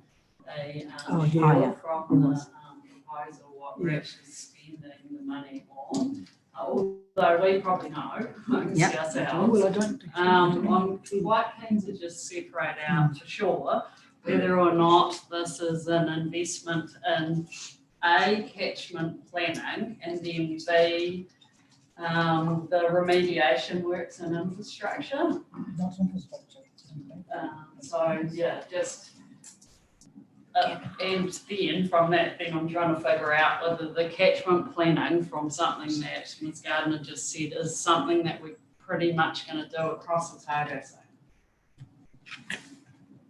Dr. Palmer. Yes, through Mr Chairman, the bulk of this work is funding two capital items. One of those is a new culvert. That's Takes credit there. You have the outlet of Lake Hayes, the sum of current estimate, $660,000. Yeah. The second item is completing the flushing work. So there's an amount of some capital, but it's an amount of other what we call operation activity to do that. And it's about 421,000. So we've got a total of about 1.1 million. In addition to that, there was an ongoing operational requirement. And based on current estimates, that's around $230,000 to a year. Those are estimates at the moment, obviously true costs become apparent as you work in procurement and construction and actual operation. So those are the predominant costs in this item. No catchment planning. No, not in this one. Yeah. Given the chair's just asked me if I could clarify with you, there is a private contribution to the culvert, but the 660 that we've budgeted is over and above that contribution. Is that right? So I'm talking costs. Yes. On the funding side of the equation. I'm not sure how much I can say, except that that would go a long way to funding most of the 660. 500,000. Right. Okay. I'm just going to just say a couple of things before I go any further. What we have consulted on three options, right? And we know why we passed the consultation document, and that's why we've consulted on them. What we need to decide now, yes, we do need to decide a direction ahead now because we have timelines to meet to get this long-term plan. But we need to if neither of those three meet the requirements of the meeting, we need to be coming up now with something that does meet the majority of the meeting. So I think we just need to steer away from questioning that's doubting the reports and how they've been applied, because we've actually had that debate at previous times. So we need to be heading towards a solution that we can debate. And I go first to it was Councillor Hobbs, Wilson, then Laws. Okay, this is a question for the CE. And it's actually to do with a comment you just made before, that we were looking at Lake Hayes. It's it's a precedent-setting thing. I was very conscious in the submissions when Don came on from Waiwanika about how much we have to do with Hawea, Wanaka, Wakatipu. And I'm not talking about the houses around it. I'm talking about the water in the Blessed Lakes, okay? And we're just putting in one measuring thing in each of them. And that's not enough by any stretch of the imagination, in his opinion. But I'd have to say, sorry, he was a Niwa man on this. So I kind of am thinking that if you're setting precedent and you're looking at Lake Hayes as a forerunner of Big Lakes work, then I'm not looking at the people who live around it. I'm looking at the iconic regional stuff. If I leap back to Lake Taupo, that was done by local, the equivalent of QLDC, Waikato, and central government. Yeah. Now we're not going to get central government in it here at the moment, but I am really thinking, I'm beginning to shift down to option 3. So back to you, CE, sorry, I've taken off. That's what I mean. Is that what was in your head? Not that it's option 3, but the implications for Hayes for the future. So I wasn't expressing any kind of preference. No. What really is in my head is that the direction you choose to go on like Yes. Hayes is precedent setting in the sense that you're going to have these other discussions on other lakes or waterways in the future, and those works will need to be funded. So it's about how do you make a decision today that's going to have some suitability and application for other scenarios in the future. So that's Okay. really what I was Thank you. saying. Thanks, Phil. I'll turn my page back. Apologies. I think it's me. Yes, so sorry. No, that's fine. I'm just going to foreshadow that alongside whatever motion we have, I think we need to have a liaison group here. This is what they want, is what I clearly heard from the submissions is people want to know what the work program is and have some input into that. And I think the only way, and to be consistent policy, is to have liaison reference groups, but also to have a work program. So in some ways, we've got to do with this over 2 years. Whatever we do today I don't want to necessarily foreshadow how we may deal with water improvement funds or the same model going on. What I'm looking at is what is the fairest and easiest system to initiate for this year, for this project, and to do it as a bigger review later. When we've got those priority lists, when we've got a whole lot of other things, that actually is the option 2, because we've already got that system. It's not a new line item. And I'm happy to foreshadow again that. So that's liaison groups, a work plan for the 22-23 year, and then having for the first year at least, and for being reviewed as a whole of the Otago project, the option 2 in the interim. Does that make sense? Thank you. I didn't really understand. Sorry, I didn't really understand. So the liaison reference groups, we've been asking the flood protection and drainage schemes for liaison groups. There was a substantial number of people who said that they wanted to understand what we're doing, to have involvement in that process, in this project as well. I think there's things that we could adopt consistently where community has an input and are being rated separately for them.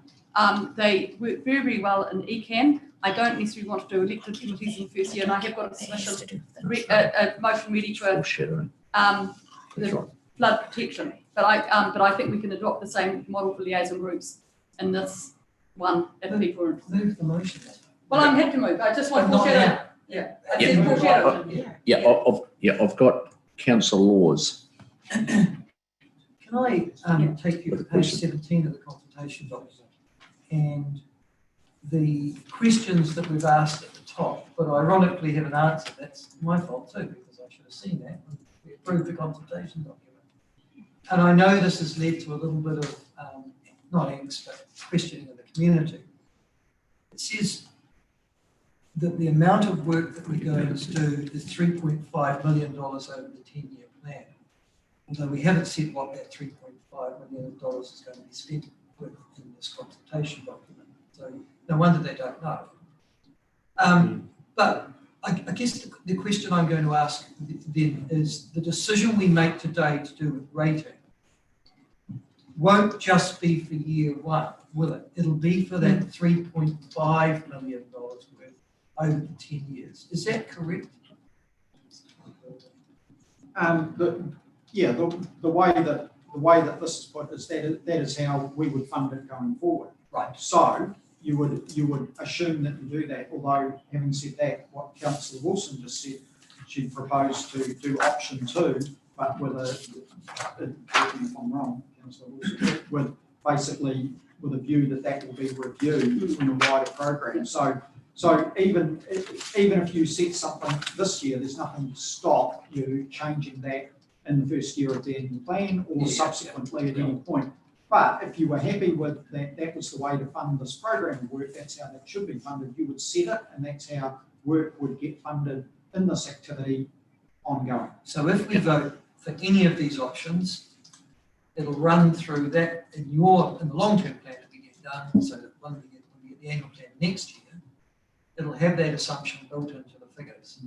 Thank you very much. Councillor Robertson.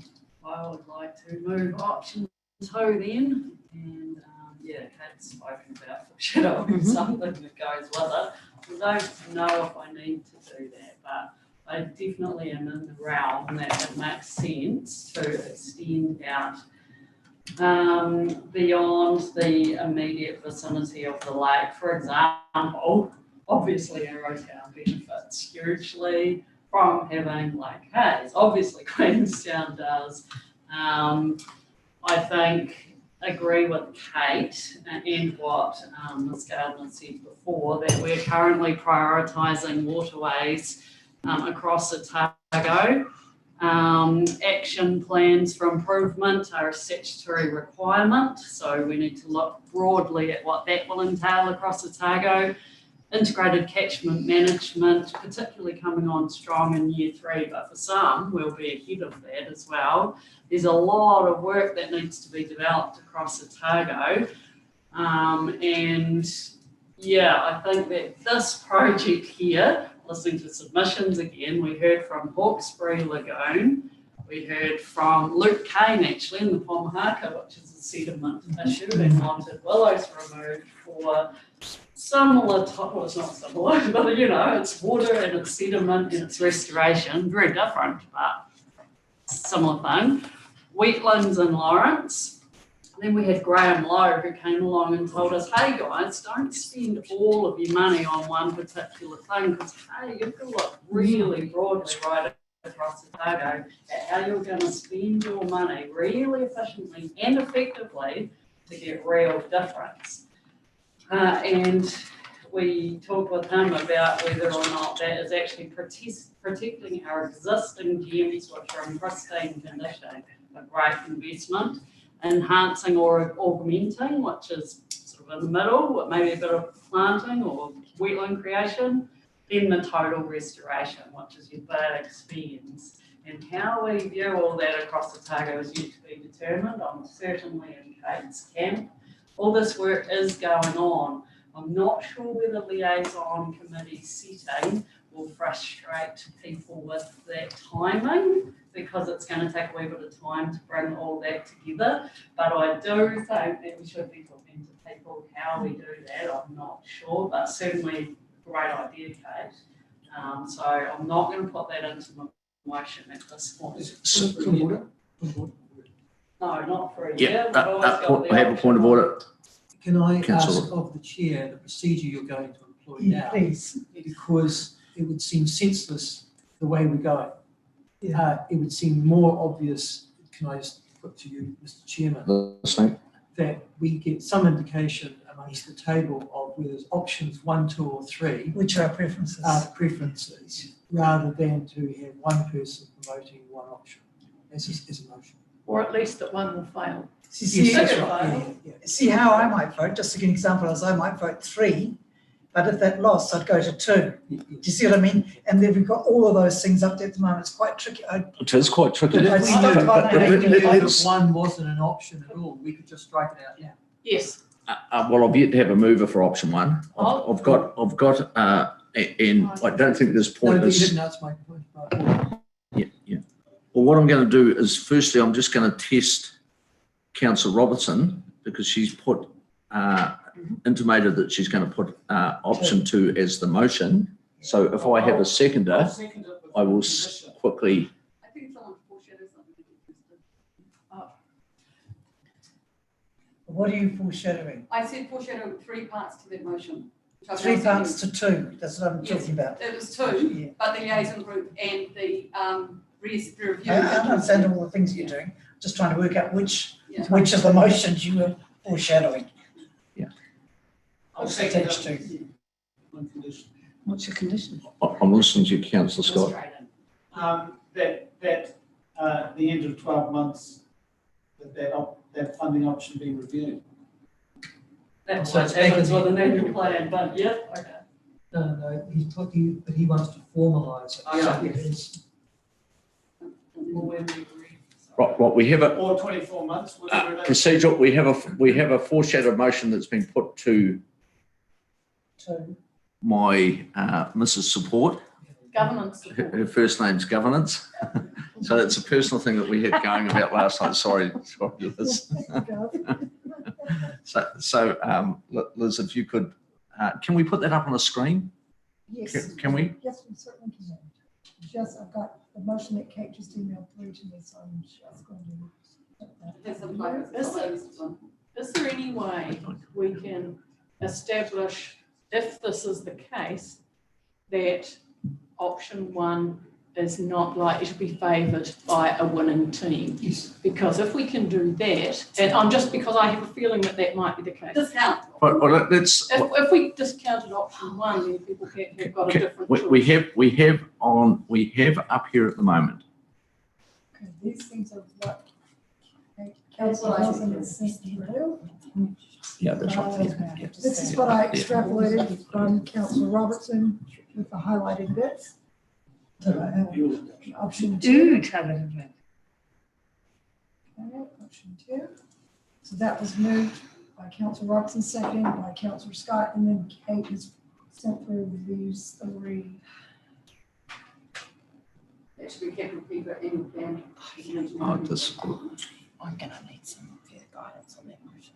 So it keeps the funding ongoing as a live one that we have to consider in light of all the other ones. I have a Next year, question. which option is it though? You see that? Can we just hold? Okay. Can we just wait until this is finished and Sure, Coach.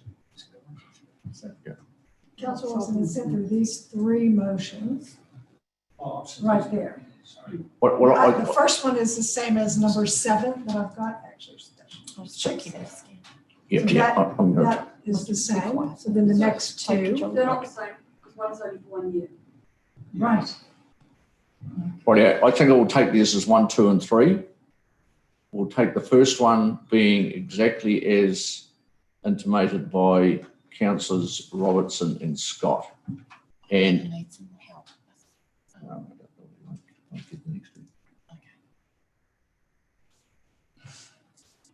are you comfortable, Councillor Wilson, to have that motion stand as the motion from Robertson and Scott to be put there, and then the next 2 will be No, put up? because it's an ongoing project and I don't want it ongoing. I think we need to review it as part of, as our CEO suggested, that with this is setting a precedent, we have to understand the light of a precedent. And so if you do the first one, you set it in 10 years. What I want to do is set just one existing scheme for 1 year and then make sure that we've reviewed it, because it, and that, if we do it, I don't want to prejudge what we're going to do in year 2 by that motion. So that's why we'll vote against the one that's been put by Gretchen and Brian. Would it be a special consultation for something if we change the rating thing after year 1? Sorry, can I assist? Yeah, thank you. If we're going to go and do 2, shouldn't we just debate 2? If there's any motions that come after that, they come after that, But let's do 2 first. All Kate has done is foreshadowed motions that should move if 2 succeeds. But at the moment, we've got a staff recommendation of option 1. Yep. And that's what we consulted on, the preferred option. I still think we need to go back and say, is that off the table? And are we now moving on to options 2 and 3? We haven't got there yet. Well, we can do that. Option 1 fails if there's no one prepared to move it. To move it. You talk about option 2. It Yeah, fails that's for right. one mover. I asked, We have asked sufficient questions on option 1. Is there anyone willing to move option 1? I will move option 1 for the purposes of what? You don't have to. No, you don't have to. Give it a fail for want of a mover. Oh, I see, okay. That's Yeah, right. and then it won't be a failure. No one supports We have no mover of option 1, recommendation 1. We have the second recommendation that has been put by Councillor Robertson, which is option 2, moving to the river and water management. Questions? But it was, questions. the second was for South here, Yes, which was exactly what's there, not for just 1 year. That's amended. Yes. You're amending. Oh, he said he would second it if it was amended by. Yeah. which you've done. Well, does Gretchen support that? No, she's the mover. I can't really see it. I mean, you'll still have to go through an annual plan. Yeah. Is it for year 1 or from year 1? It's for year 1. Yeah, it's 4 year. Yes, that's correct. That is correct. Yeah. Could I ask, So it's a 12-month. So hold, Councillor Robertson. You go. just Yep. gonna ask staff whether there's any flashbacks that we haven't thought of. Yes. Mr. Rossler. Yes, thank you, Councillor Robson. Yes, there is. Yep. Having gone through funding reviews at ECAN, you need more time. Golden rule, you don't get into a funding review until you've established the service delivery aspect of it, and you Yep. put it beautifully around, it's a regional program. Yeah. You've got to get clarity around that first, and then the funding review follows. That's what I've gone through in the past, and I know that works, and typically that's 2 years to get to the funding part. So year 1 is looking at that, what a regional program might be. Then you've got the basis for the funding review. Okay, make it 2 years. So, 23. Comment, Dr. Palmer. Yes, Mr. Chairman, just in relation to the liaison group specific to Lake Hayes. In the course of working with Friends of Lake Hayes, we have agreed that the benefit in a strategy oversight group because there's so many different things happening between the Wow. parties, including ourselves. Yep. In this catchment, we're in the process of standing up, we're calling it a strategy group, it could be called a reference or coordination group, which involves Friends of Lake Hayes, Department of Conservation, ourselves, QLDC, and the 2 iwi groups. We have finalised terms of reference and that's working through some finer detail around that. So that's in hand. I think that the So proposed, wait, just, thank you, Dr. Palmer. I think Councillor Calvert. the proposed liaison group that had been being discussed in last week, and that seems to me a really good sort of where you're going with that, but was including governance in the Cool. so We have a motion proposed by Councillor Robertson. Councillor Scott, are you now comfortable? Are we comfortable with what's up year there 2. from year? No, for year 1 and 2. For year 1 and 2, yeah. Question. You may for year. So mover and seconder happy with that? Does that fit with your thought pattern, Mr. Rossler? That's more doable, yes. That's, Yes. Yep. Yeah, I'm not, yeah, Makes that's not a sense for benefits you. assessment. Does that have to be in there? No, that's what was in, I don't know what, so does that need to go away? It goes. Yeah, Just no. take that whole. That was Yep, the yep, big yep. problem is you don't get it for the system. and then we'll delete the Well, you want to original. do it on to that, yeah. yeah. We'll just picked up the wrong wording out here. That's, yeah. Thank you. Councillor Forbes. Question, I know we're debating option 2 here, but if we're thinking on economic restoration of all sorts of lake hazes around the entire district, is this the best way to go? Is this better than option 3? Staff question, please. Probably to Gavin. It's not less a finance question, more about if we're looking at environmental restoration, should it be, are we better off with option 2 or option 3? Sorry. It's not a fair question, Alexa. It's not fair of our staff to ask whether we're better off under one or the other. It's not. Can I maybe assist with that? One moment, Gwyneth. I was just going to, I guess, make a bit of a comment. It can be very specific to the catchment or the water body, what the solution might be. And in some areas, it might be quite, as Nick was alluding to, might be quite infrastructure heavy. In other areas, it may not. And so I think it's quite hard at this point in time to say what would best apply regionally without a picture of what the kind of suite of solutions would be across the region. Okay, that's helpful. Thank you. Thank you. Councillor Hobbs. Okay, if you were to do option 2, as to you people who've been moving it, would that cover this year, in the first year, the cost of the flushing, extra costs associated with the culvert, given that we've got a bulk of that being paid, and maybe the mitigation work, which is to do with the planting, although there is some money has been applied to for that, but also for inspection of the sediment traps on the courses and other places that contribute to the phosphorus coming into the lake. Would that all be done in this first year? Yeah. Dr. Palmer. Under option 2. Well, it's really better for you to define what's included, but on the sediment traps, we haven't provided any. I know you haven't. I know because, and I've made it clear in my case that I'm agreeable in principle to us looking after the activities. I see it quite closely aligned with our river management function, but they really needed to specify, what traps where, and we would need to have that. So that's where we're at the minute. There's no express provision for sediment removal in this budget. But go further back. Would it mean that this year we would do the flushing and the support for the culvert work, which I would presume would be things like going for consents? That's correct. The LTP provides for those two things happening across the first 2 years of the LTP. Yeah. Okay. Yeah. First 2 years of the LTP simultaneously.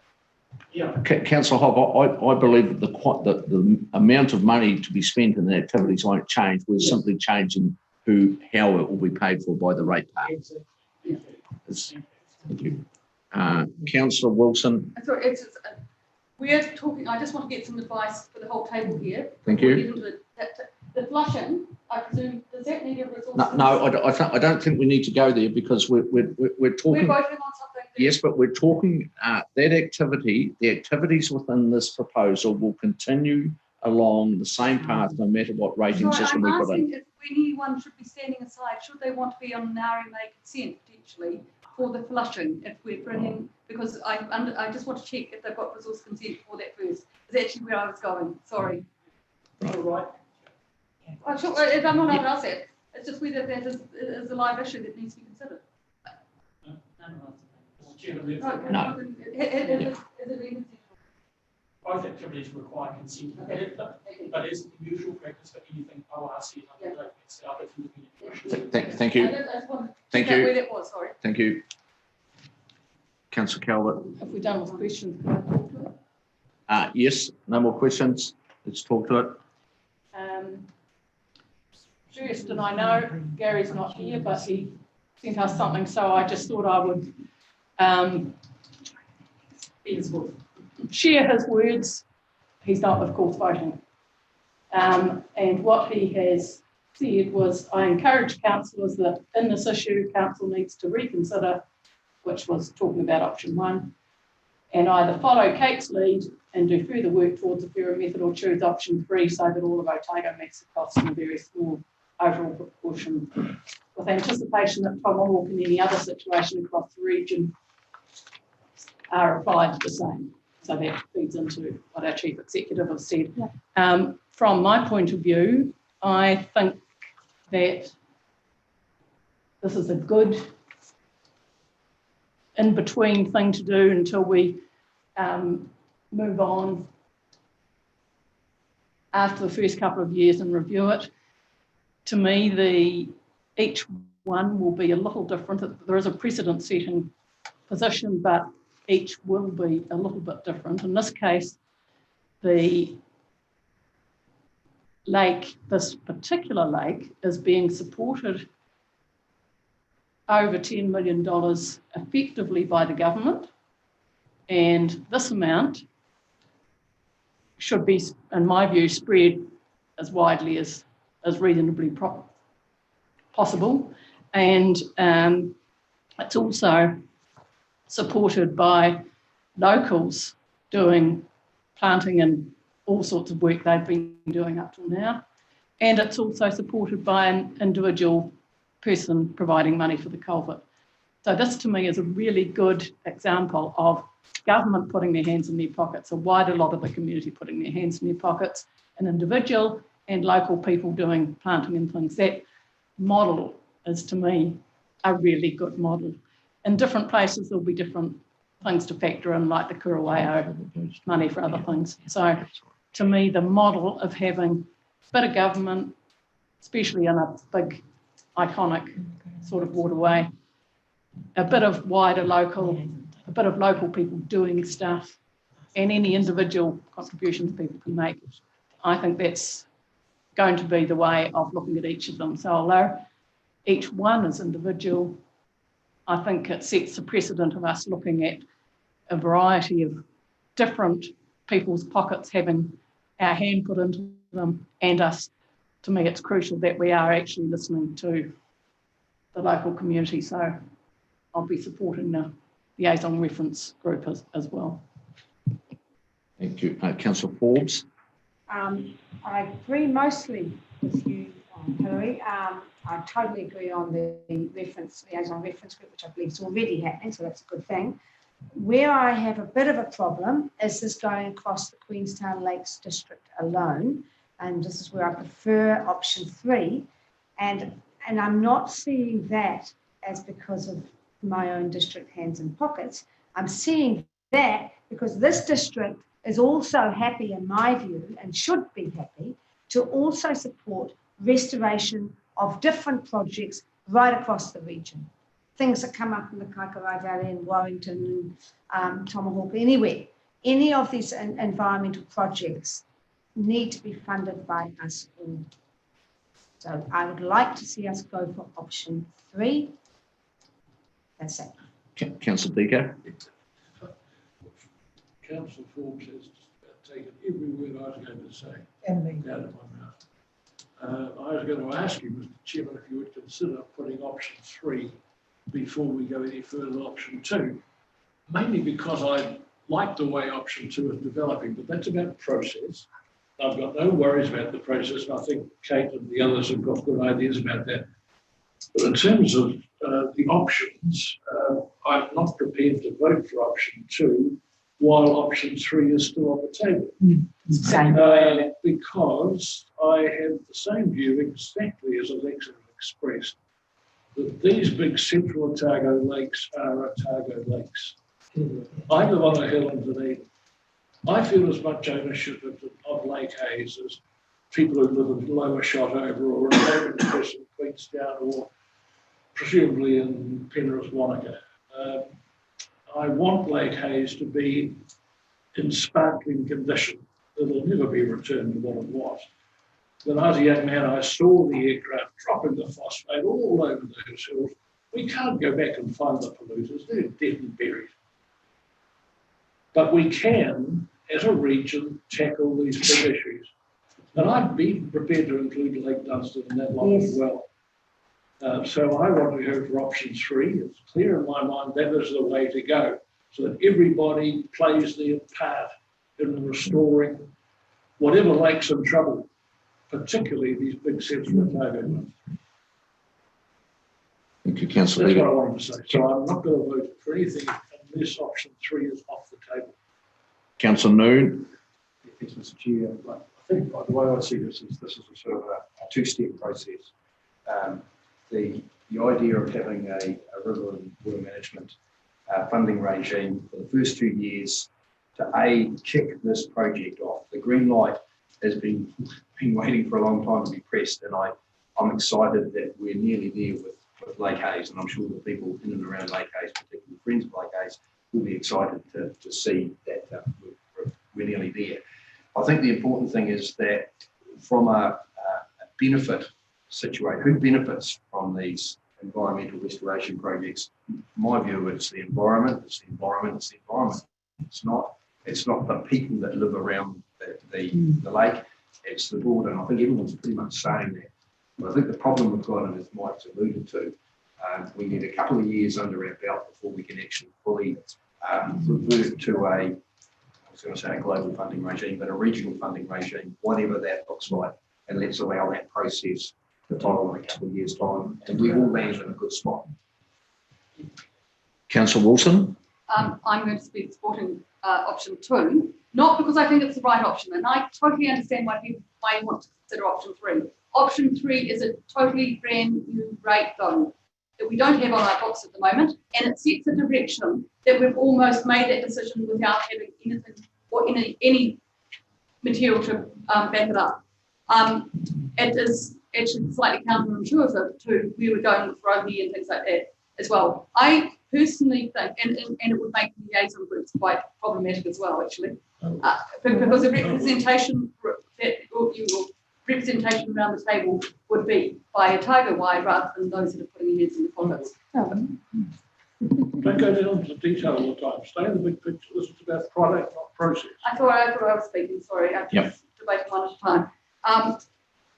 In my view, I think the most simplest thing while we work our way through a much bigger project for the community is to keep the existing rating system, which is there, embedded and understood, and do a proper review without any predetermination by going off in a tangent to something new for the short term. Thank you. That's why we're voting for it. Councillor Laws. Councillor Deeper is 100% correct. This is big picture stuff about how we proceed in the future in restoring our damaged lakes. And the southern lakes are jewels in the crown of Otago's environment. They belong to every individual who lives within. They are enjoyed by every individual. They are iconic, not just to our region, but to our country.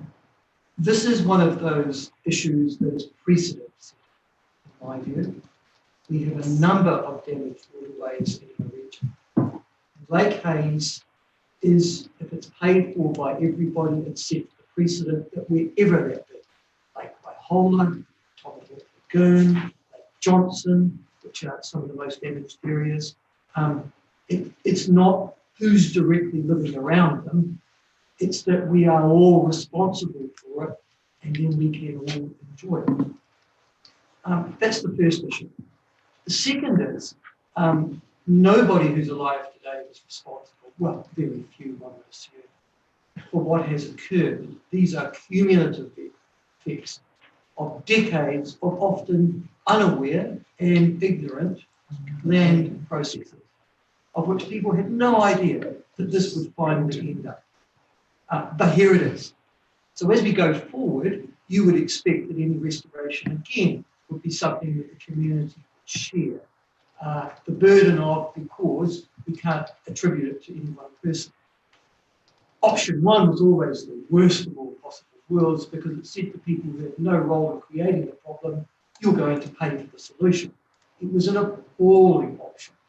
But option 2 is almost as bad. It says, oh, it's okay. All you people in Queenstown, you're responsible for the lake. It's your problem. You created it. Now you fix it. And that sets an appalling precedent if you are actually going to drive environmental projects around our region. I won't support option 2 for that region. It's more, to be to be honest with you, option 2 is sort of petty pogging detail. It's that sort of stuff that you do when you don't want to do anything. It's what's marked the Otago Regional Council over the last 30 years, having responsibility for all these lakes and being derelict in that responsibility. It's let's go into the detail, let's do this, instead of let's look at the big picture, let's actually be bold, let's actually solve the problem. And here we have an option that does solve that problem. Finally, this. If somebody in Dunedin receives a rate that says, here's Lake Hayes, it's on it, restoration, it's almost a sense of, we're giving it back to you. It belongs to you. You're paying for it. It's only $2 a year, but you're paying for it, and it's something that we're doing. And this means that when we need to come to you, for the Leith or Kaikoura Valley, or as I said, Lake Wahola, the rest of the region will be there too, to fund that. It's a critical precedent. I think we've reached a very important issue in the time of this council around how we go forward. It's whether or not we have the big vision and the big picture and we're all part of this region together, or it's whether or not, no, let's just stay looking at the ground, let's do a little bit, increment higher. Thank you, Councillor. Councillor Hope. Thank you. It's quite hard to hear. I don't mean to be awful, but it's like listening to a cricket match at the Oval. And the echo is coming backwards and forwards. I'm quite torn, actually.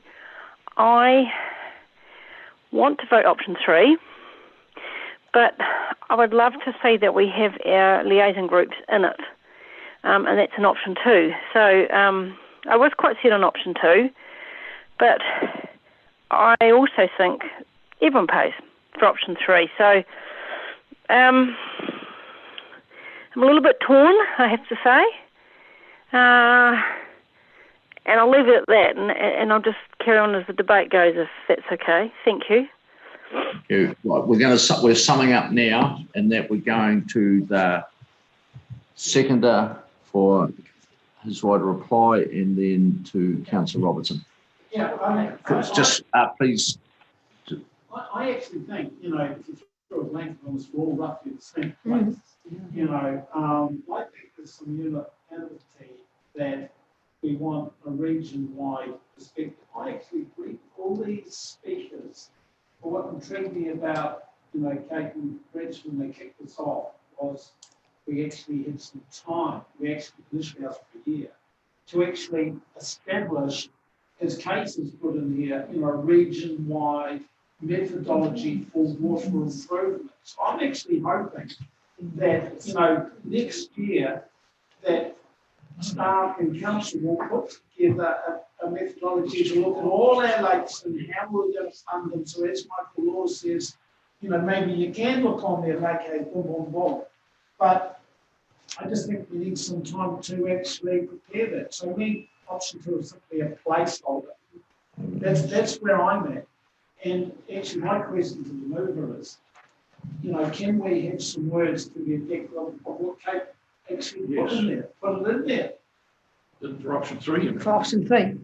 No, for option 2. No, why not transfer it all onto option 3? Bingo. Done. Yes, you don't need to. Kate's motions don't exist only with this motion. No, Oh, yeah, that'd be excellent with option 3. Exactly. Okay, see, They're advocating for option. See, hold. We're actually summing up the motion at the moment. If there's a point of order, we can raise a point of order, but we're summing up your right of reply. There's the evolution here. We hope. And I think what Councillor Beaker is saying, well, why don't we actually say option 3? Is that like, in terms of the funding, the amount of cost, is it? I just wonder if there's something we can learn through the option 2 placeholder. That's the question. Not a good summing up, is it? No, that's very good. Councillor Robertson. Can I ask that to Nick? No, we're summing up. I think that's. Golly gosh, dude. You're sounding like the one across the table there. Councillor Robertson. Excuse me. Can we get the mover to move Yep. it to option 3 with those bits? Councillor Robertson. And hear that people are making quite a good case for Can their I option. just interrupt you just for one moment? In reserve, I haven't said anything yet, so if I could just jump in. Yes, I actually do. Look, I'll be quite, this is an exceptionally good debate. This is a debate that philosophically we should have had quite some time ago when we were formed about how we treat this whole rating process. We are not, I believe we are not quite here, and I'm really supportive of what Councillor Scott is, and I am making a wee mark, that we need to buy some time so we can have the debate and head into what I believe will be the best way forward. But at the moment, I'm here to buy time. So my apologies. And I'm just running. I am for the option 3 into the future of an Otago system that very fairly, because I've been pushing for this for about the last 5 years in this regional council, very fairly and strategically look across the region where we invest in restoration and enhancement and in augmentation. And that's what we're about to achieve. So that's really fantastic, and that's going to actually involve the community putting in through the FNU process what their priorities are. It is happening. Fantastic. That will take time. On this one, I'm not buying time. I have very, very carefully considered this particular one as a scientist, to be honest. This one here really, really relies on the integrated catchment management plan to cut down the inputs coming into this lake. If we don't get that right, the rest of the investment is a complete waste of time. So this is a big spend for this council. It's really important for this local community. I absolutely get that. This is a community that won't wait any longer, and they damn well want to spend money on this project. And they have. On them, and they're investing their own money, exactly like Hilary said. Fantastic.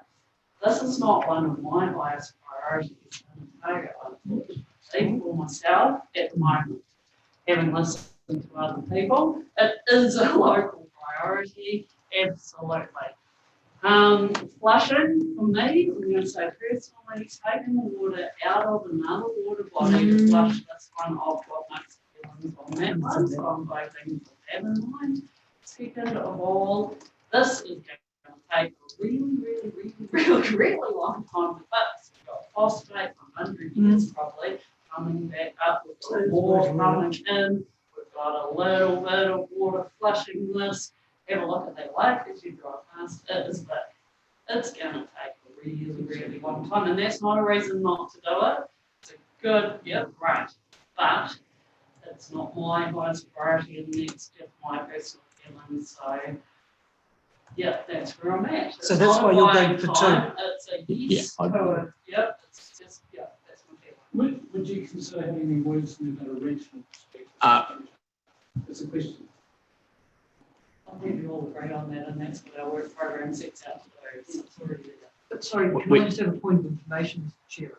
Does option 2 mean that the existing river and water management targeted rate mean that for years 1 and 2, the financial burden falls completely upon the residents of Queenstown Lake District? Yep. We passed 2 of that. Yeah. That's not We have a motion. We have a motion. A motion has been seconded. I'll put the motion. All those in favour? Aye. Against? No. Division? Councillor Calvert, Aye. Councillor Deeker, No. Councillor Forbes, No. Councillor Hobbs, No. Councillor Hope, No. Councillor Laws, Councillor Malcolm, Yes. Councillor Noon. Aye. Councillor Robertson. Aye. Councillor Scott.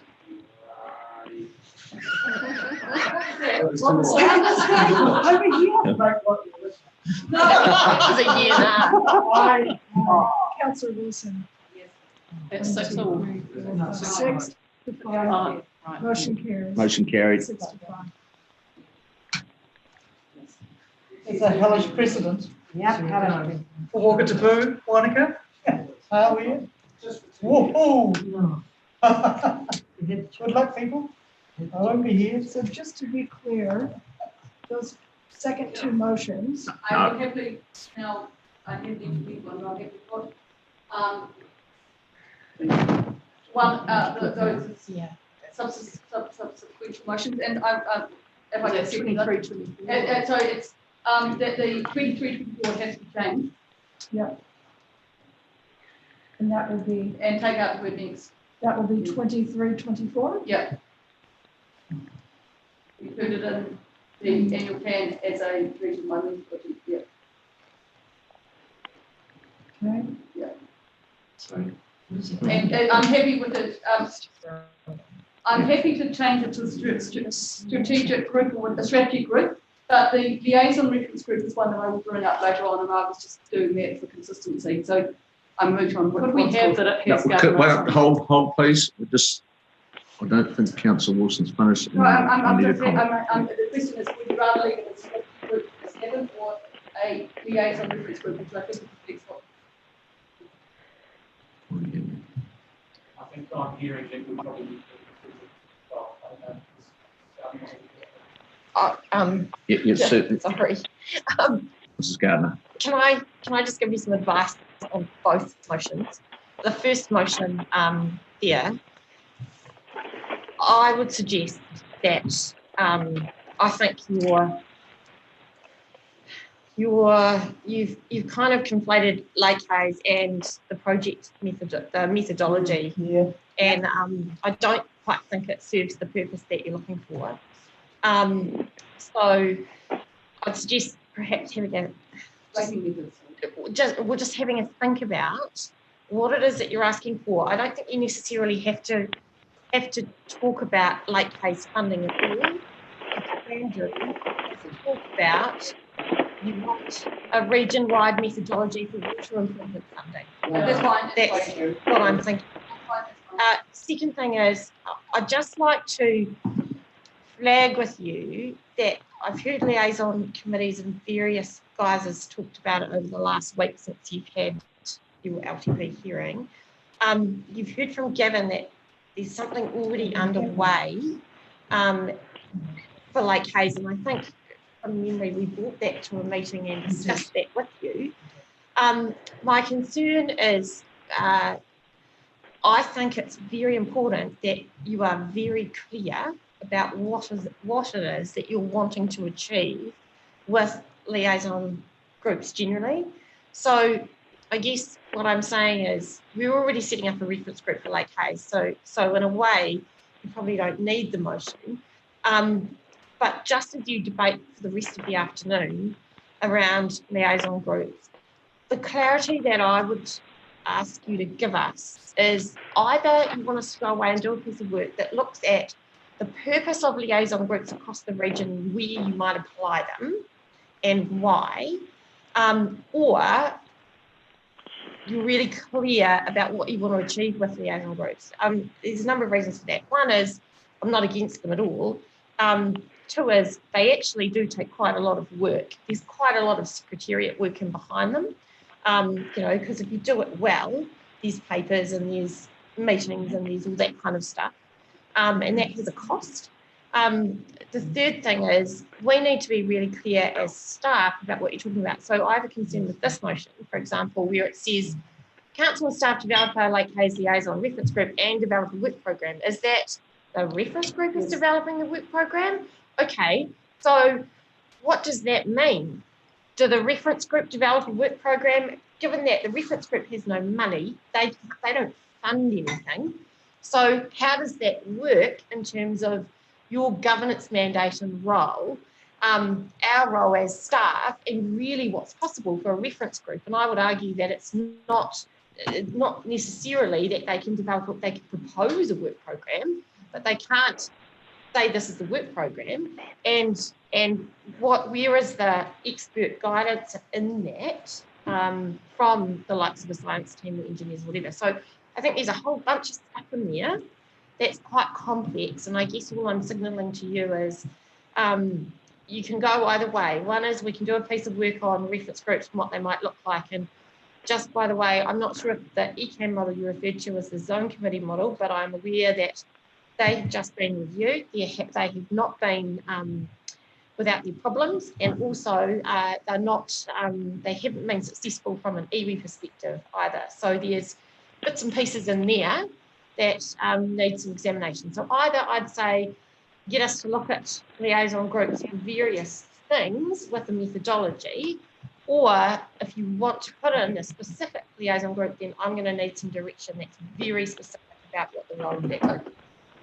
Councillor Wilson, no. Look, I'm really happy to ask staff. But last year I made the particular point of asking, would liaison groups be set up? I was told they would be, but then I was told we didn't make a motion and therefore they weren't. So I'm slightly between a rock and a hard place on this, because we've heard the call in this matter. I'd rather have brought it up in relation to flood and protection and drainage schemes first, because I think that's a more comfortable place for them to sit. I'm really happy if you prefer the motion to be that staff report back, and there is a consequential result of this. How long do you need to come back to that report? Because there is some urgency about it in my mind.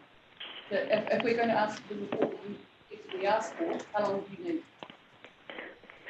Well, I think it depends about the scope of these committees and what the discussion that we haven't had yet, but the sort of email traffic suggestions that I've seen involve everything from buses to Lake Hayes to engineering. So that's quite a large scope, which will involve actually most of parts of the organisation. So I think it needs a reasonable amount of time. Well, and so I'd be saying 3 months.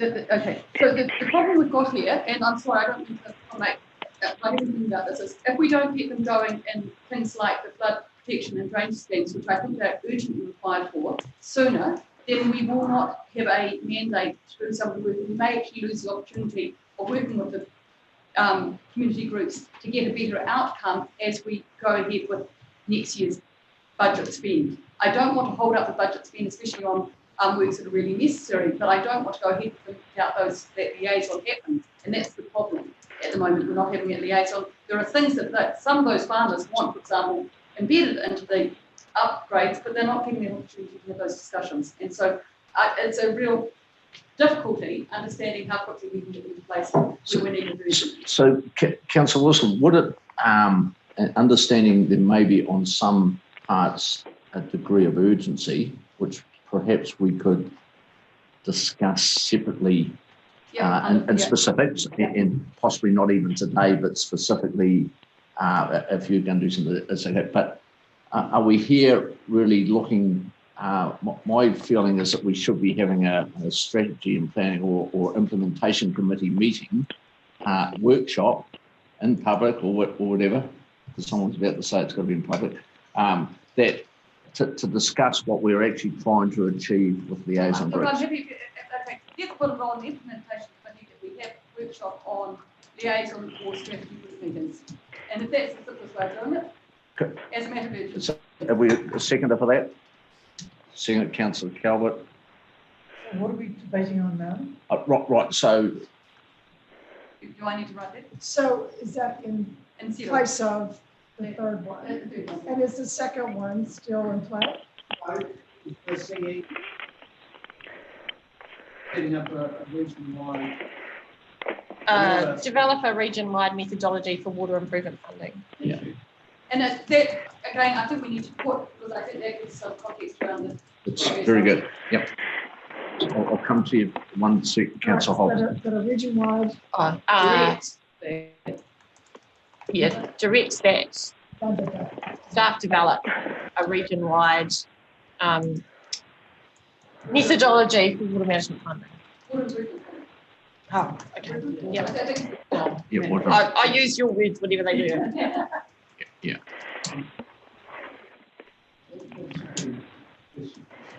No, it doesn't. Mr. No. Okay, that's And the good. third one? Third one. Be developed by staff. And you probably want some timing in there. That was I. When feasible. Executive. Yeah, but it's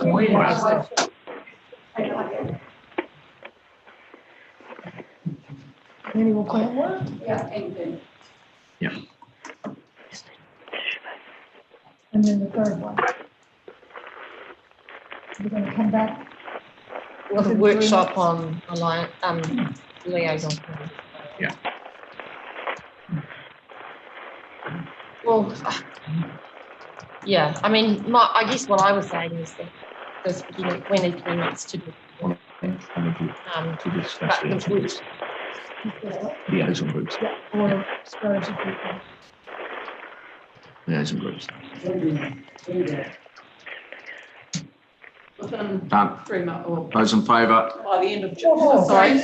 Holy shit. By the end of August, is that 3 months? No, we've got. Yeah, I would say you'd be lucky No. with the program that we've got. I reckon you probably should say by the end of August, because I don't think we'll fit it in actually much before that. No. We chose. Yep. When is the that's special meeting? The next meeting. Right, councillor Hobbs. Yeah, I'm going to speak to both those motions at once. I actually think that the work around Lake Hayes has just been taken off the table, and a whole discussion about all the lakes and all the waterways has come onto the table. And if I were a member of Friends of Lake Hayes, I would be absolutely appalled that the Otago Regional Council, that has delayed work on Lake Hayes for years and years, since your father probably did the review, for years and years and years, has delayed that work. I'm sounding like Michael Laws, has delayed that work, and they have raised money on their own from central government, considerable money, and they have paid for the work that they've done, and they've planted at both ends of the lake and done all that work, and we say, oh, excuse me, Friends of Lake Hayes isn't good enough. We've got to put in our own liaison committee, and it may take us 3 months to work out how to do it. Bugger that. Sorry, but I really think this is wrong. I think that if we're talking about Lake Hayes, you've chosen option 2, go for it, but don't tie these 2 motions to anything to do with Lake Hayes. It's bloody rude, and it's really rude to the people who've worked in it for so many years. Yeah, I'll go to Chair. Just one moment, please respect. Could we just hold? Councillor Noon will talk. Through the chair, I just want to come back to Gavin's point, because I think it's very important to clarify what that motion relates to. Because I believe we've got a mechanism with the terms of reference that Gavin spoke about earlier, where we've obviously got the staff already as part of a reference of Lake Hayes. So that's already established. My understanding with Kate's motion here is that it's the generic one looking really at the water schemes, in particular the East Tyree, West Tyree. Okay, well then put excluding Lake Hayes on it. Well, we need to You missed the discussion. No, I didn't. Hold. Councillor Noon has support. So I was just trying to clarify that, because I don't think we need to get hung up about having input to Lake Hayes, additional input, because the mechanism is there. It's a matter of triggering the terms of reference. Exactly. And the last thing I would want this council to do is upset that community, as you very well described, Marion. They've done a hell of a lot of work on their own, and they want to see the green button pressed. And you don't want to do anything that might impede that. Hold, Councillor Scott. Yeah, no, look, I understand your concern, Councillor Hobbs, and I understand why you've gone there. But look, to me, as Councillor Noon has said, I think we've got the funding for Lake Hayes. We're looking ahead, saying that we are probably not in the best space as a group to decide what we want liaison groups to do and how we want to complete the ongoing funding of critical areas, i.e. the lakes and the like. So that's where we're going with the working out a methodology region-wide. another heading. It's sitting under Lake Hayes. It is sitting under Right. Lake Hayes. It's a separate Oh, motion. yeah. Yeah, we make it Is like it separate? it's Yeah, A. yes, yep, Okay, and then I absolutely, think- 100%, yes. So the, Just- sorry, the Lake Hayes liaison group is already underway and it's. Yeah, not I done. know that, love, I just didn't want these things which say subsequent motion Yeah. and things like that, as though it's tied to Lake Hayes. No, very good. And Very, that was no, my no, energy. and I think when we press release and talk about why we've done this, I think that's very clear that we've got Lake Hayes is going ahead With their own group. with their own group, which we've got. with Dr. Palmer and his team, Yeah. all set. Thank you. Mr. Chair, would it be sensible to discuss generic liaison members, so it's abundantly clear? Oh, you know, I think I'm quite comfortable with that. I think Well, it's, that's- yeah. I think, Councillor Williams? I mean, my problem with this is you're going to have a region-wide methodology for water improvement funding. Gee, I just like a methodology for water improvement. I mean, it's pathetic. It's just pathetic. That's the only word I can use to describe it. It's more of a sort of petty-fogging detail. For God's sake, the big issue here is we've got degraded lakes and waterways in Otago. The question is, how are we going to handle that? We still haven't addressed that question, but oh no, let's move on to the funding now while we're at it. It's just crazy. And so I'm not going to support this motion on the basis of it's such a stupid decision because it actually doesn't deal with the wider issue of how we're going to improve the health of our lakes and waterways. In fact, we haven't even identified the lakes and waterways in their state of degradation to the point where we could actually even address that issue. We've just now put lake buoys on two of the lakes that are actually probably least likely to be affected at the moment and are in the most pristine of order.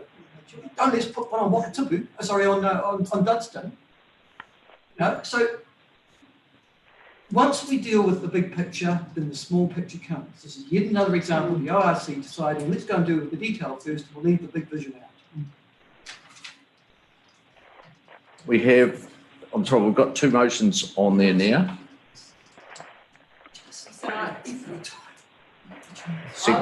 Seconded by Councillor Scott. Am I allowed to confirm that?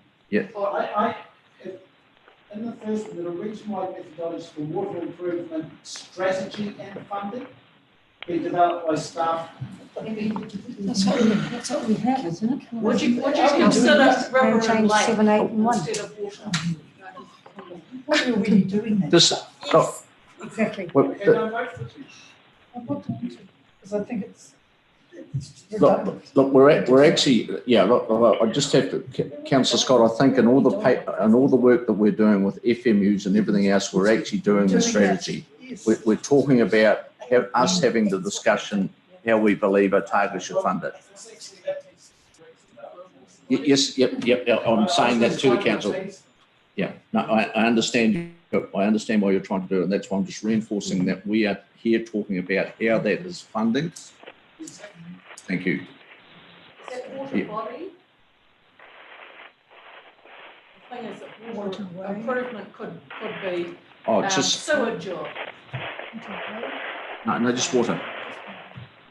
Well, I'm saying it doesn't, we mean it to be lakes, rivers and rivers, don't we? No, we don't know what it means, but it just is.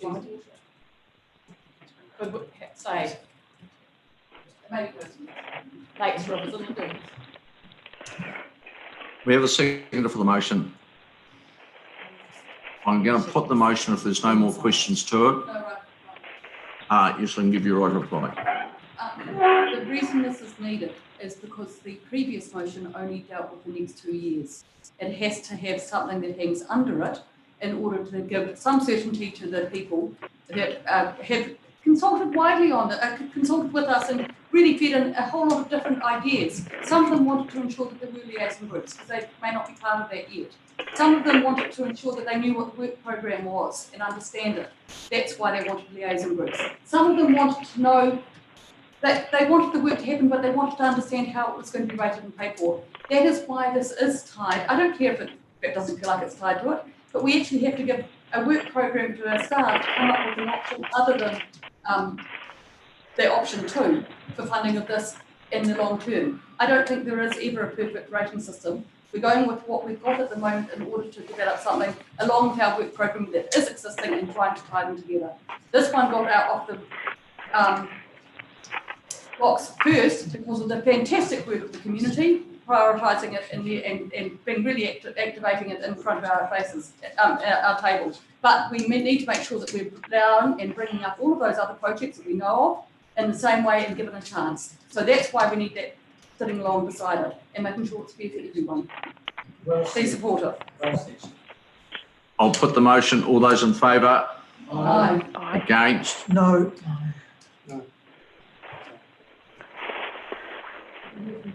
Carmen?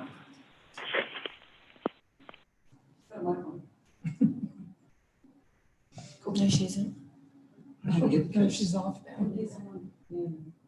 The motion is carried. Thank you. We'll take a break. It's just past 2:30. Thank you. And the chores are getting you down. Take a break. Chocolate bar colour? We're about to go. Can I just have you indulge you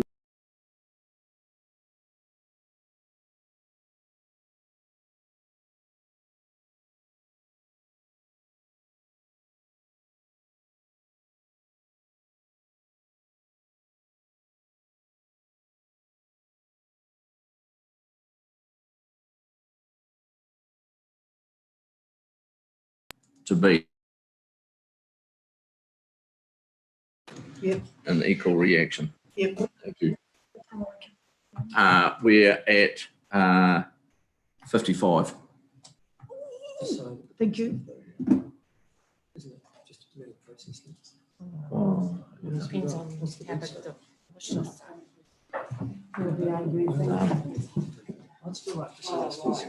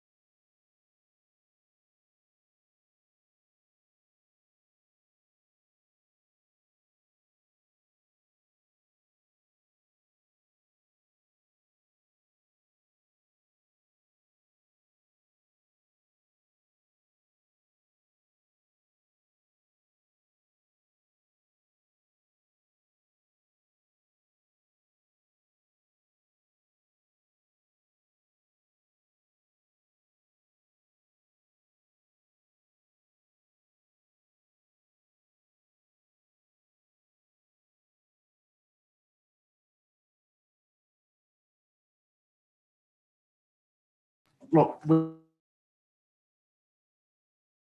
7, I'd like to move recommendation 7, but that will lead on to us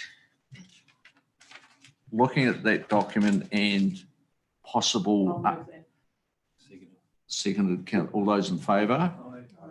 And we're going to get Mr. Rossler to go through the areas, which is land and water, and he's going to pick out certain things that have come out that are quite critical for us to hear. Some very good things I've been privy to about that have been fitted into the budget and are quite superb. So I think that's critical. If we have items we wish to bring to the table and either get put in or taken out of the budget, I bet there won't be anyone want anything taken out, put into the budget, we will, I would ask that I'm just going to cut you all back to one crack at each thing. So if you've got a question, you'll get one question. So I'd just like to. What have you got 2 things?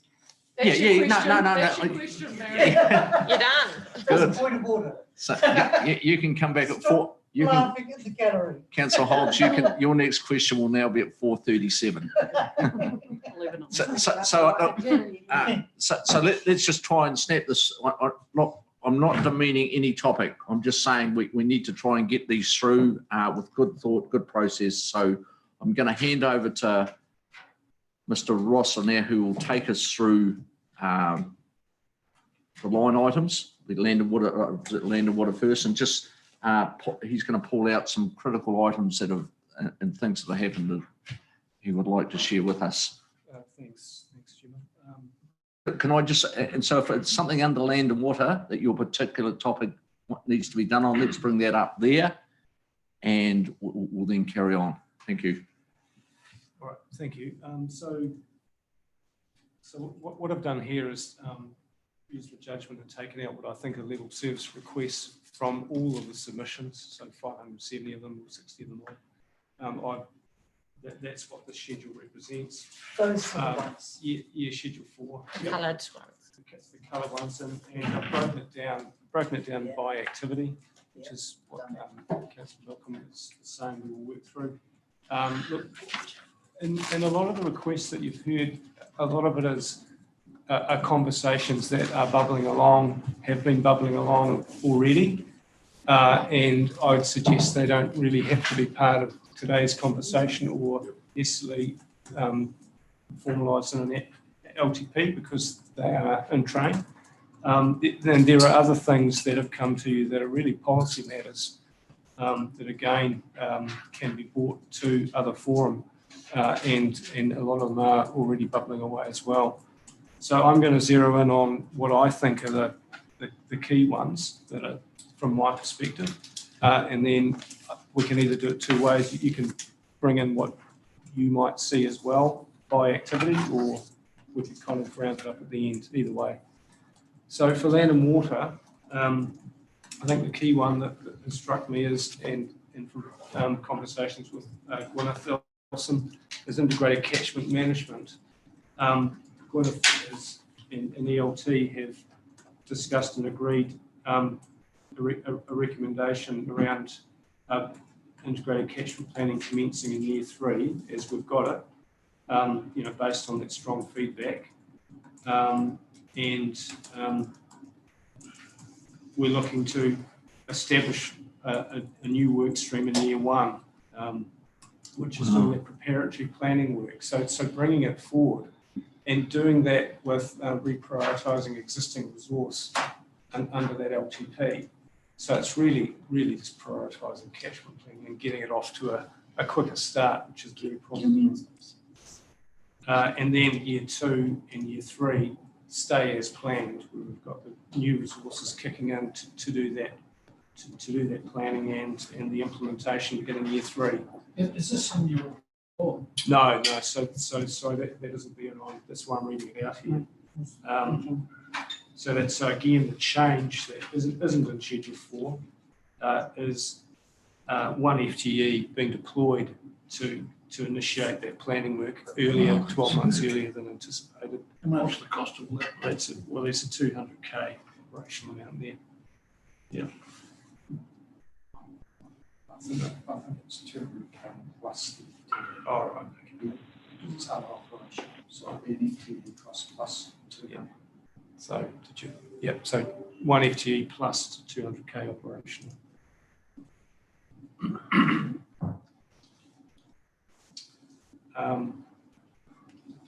So can I ask a question? Yeah, certainly, yep, Yeah. yep. You know how we're doing the land and water plan? So how does the integrated catchment managed planning differ from the work we're doing with FMUs? I have a go at answering that one. Go for it. Yeah. I'll put my video on too, so you can see where I'm. Yes, so with our land and water plan and the FMU processes, we will be going into communities to talk specifically about their catchments. From that, we'll have an idea around what the issues might be. Not all the solutions to managing those issues are necessarily ones we might put in the land and water plan. They're not necessarily a regulatory response that's required.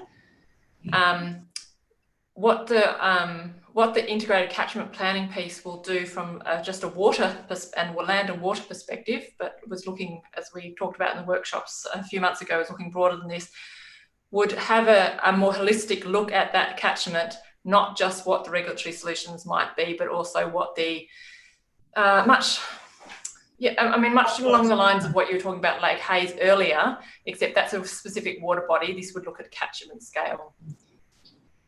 It would look at it in a more integrated sense in terms it's looking across water and biodiversity in a number of our areas. So it's taking a much more of a place-based planning approach than a water or a biodiversity. Yeah. Thank you, Gwyneth. Thank you. Thank you, Mike. Yep. So that's the key land and water one. So I'd open it up to councillors if there's any other matters that need attention. You say 200 plus the cost of an FTE. Yeah, correct. Which is total? Fully costed with all the overhead and everything, an FTE costs approximately 150,000. An average FTE cost. Are you saying that amount would be reprioritised rather than found afresh? We just need to clarify the other operational costs, but the idea was the FTE would utilise the existing FTE that we've got. I'll have to clarify whether the 200 would be additional. But then the idea was would then step up again in year 2, and it's really the year 2 where we're looking at potentially, because integrated catchments currently in the LTP starts in year 3, and we basically create the team with 6 FTE and all the additional operating costs in year 3. We've got nothing in year 1 and 2. So looking to start hiring some of those people in year 2, which would be 3 FTE, plus there'll be some operating costs of about another 250. I'd say you'd be looking at about 700,000 in year 2. So that would mean the year 2 FTE increase, rates increase, which is currently at 17%, would be slightly higher. Although ironically, because we're now looking at a 52% increase in year 1, if we add it, it probably isn't going to change much. And in fact, it might drop down from 17%. I'm just sort of roughly looking at what those numbers might be, because you've got a bigger base that you're working off. Yeah, 52%. 52% is total rates increase, including the additional, including doing the 4.6 million option for. We didn't do that. We didn't do it. No, we didn't do it though. No. Oh, there you go. Sorry. Yeah. I thought we did. That's, no, you blinked and we got scared, so we dropped it back. No. No. Have you always too late? Yeah, the answer to that is probably yes, actually.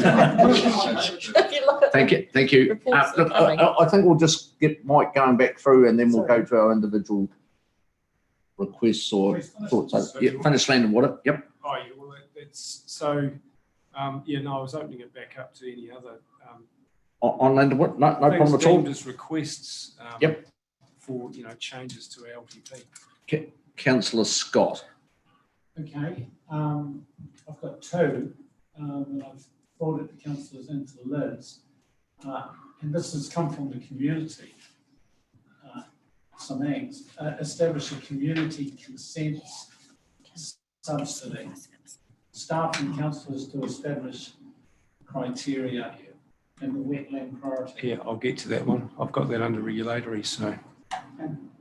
Under regulation. Yeah. Can we talk Gonna about that? discuss. Yeah, why not? Wetland priority and budget 100K. There it is. I think we can provide some. Sarah. Richard and I have discussed this. We knew that it was likely coming. There's absolutely no way we can predict how much this will cost because we simply don't know what we're dealing with, and it will require some really careful work to ensure that we have some very clear parameters around what's in and what's out. Also about just exactly what we would fund. So for example, should we end up in a situation where we're dealing with a consent that for whatever reason goes through to a notified process, are we funding everything, including any appeals, or are we funding, because that takes you into big territory, or are we funding, well, I guess all I'm saying is what we would suggest is we couldn't give you any kind of accuracy around a number or anything today. No, I wasn't asking for and that. so really all we could suggest is that we go away and do a piece of work, but Richard's probably got some further. Well, can I respond to that?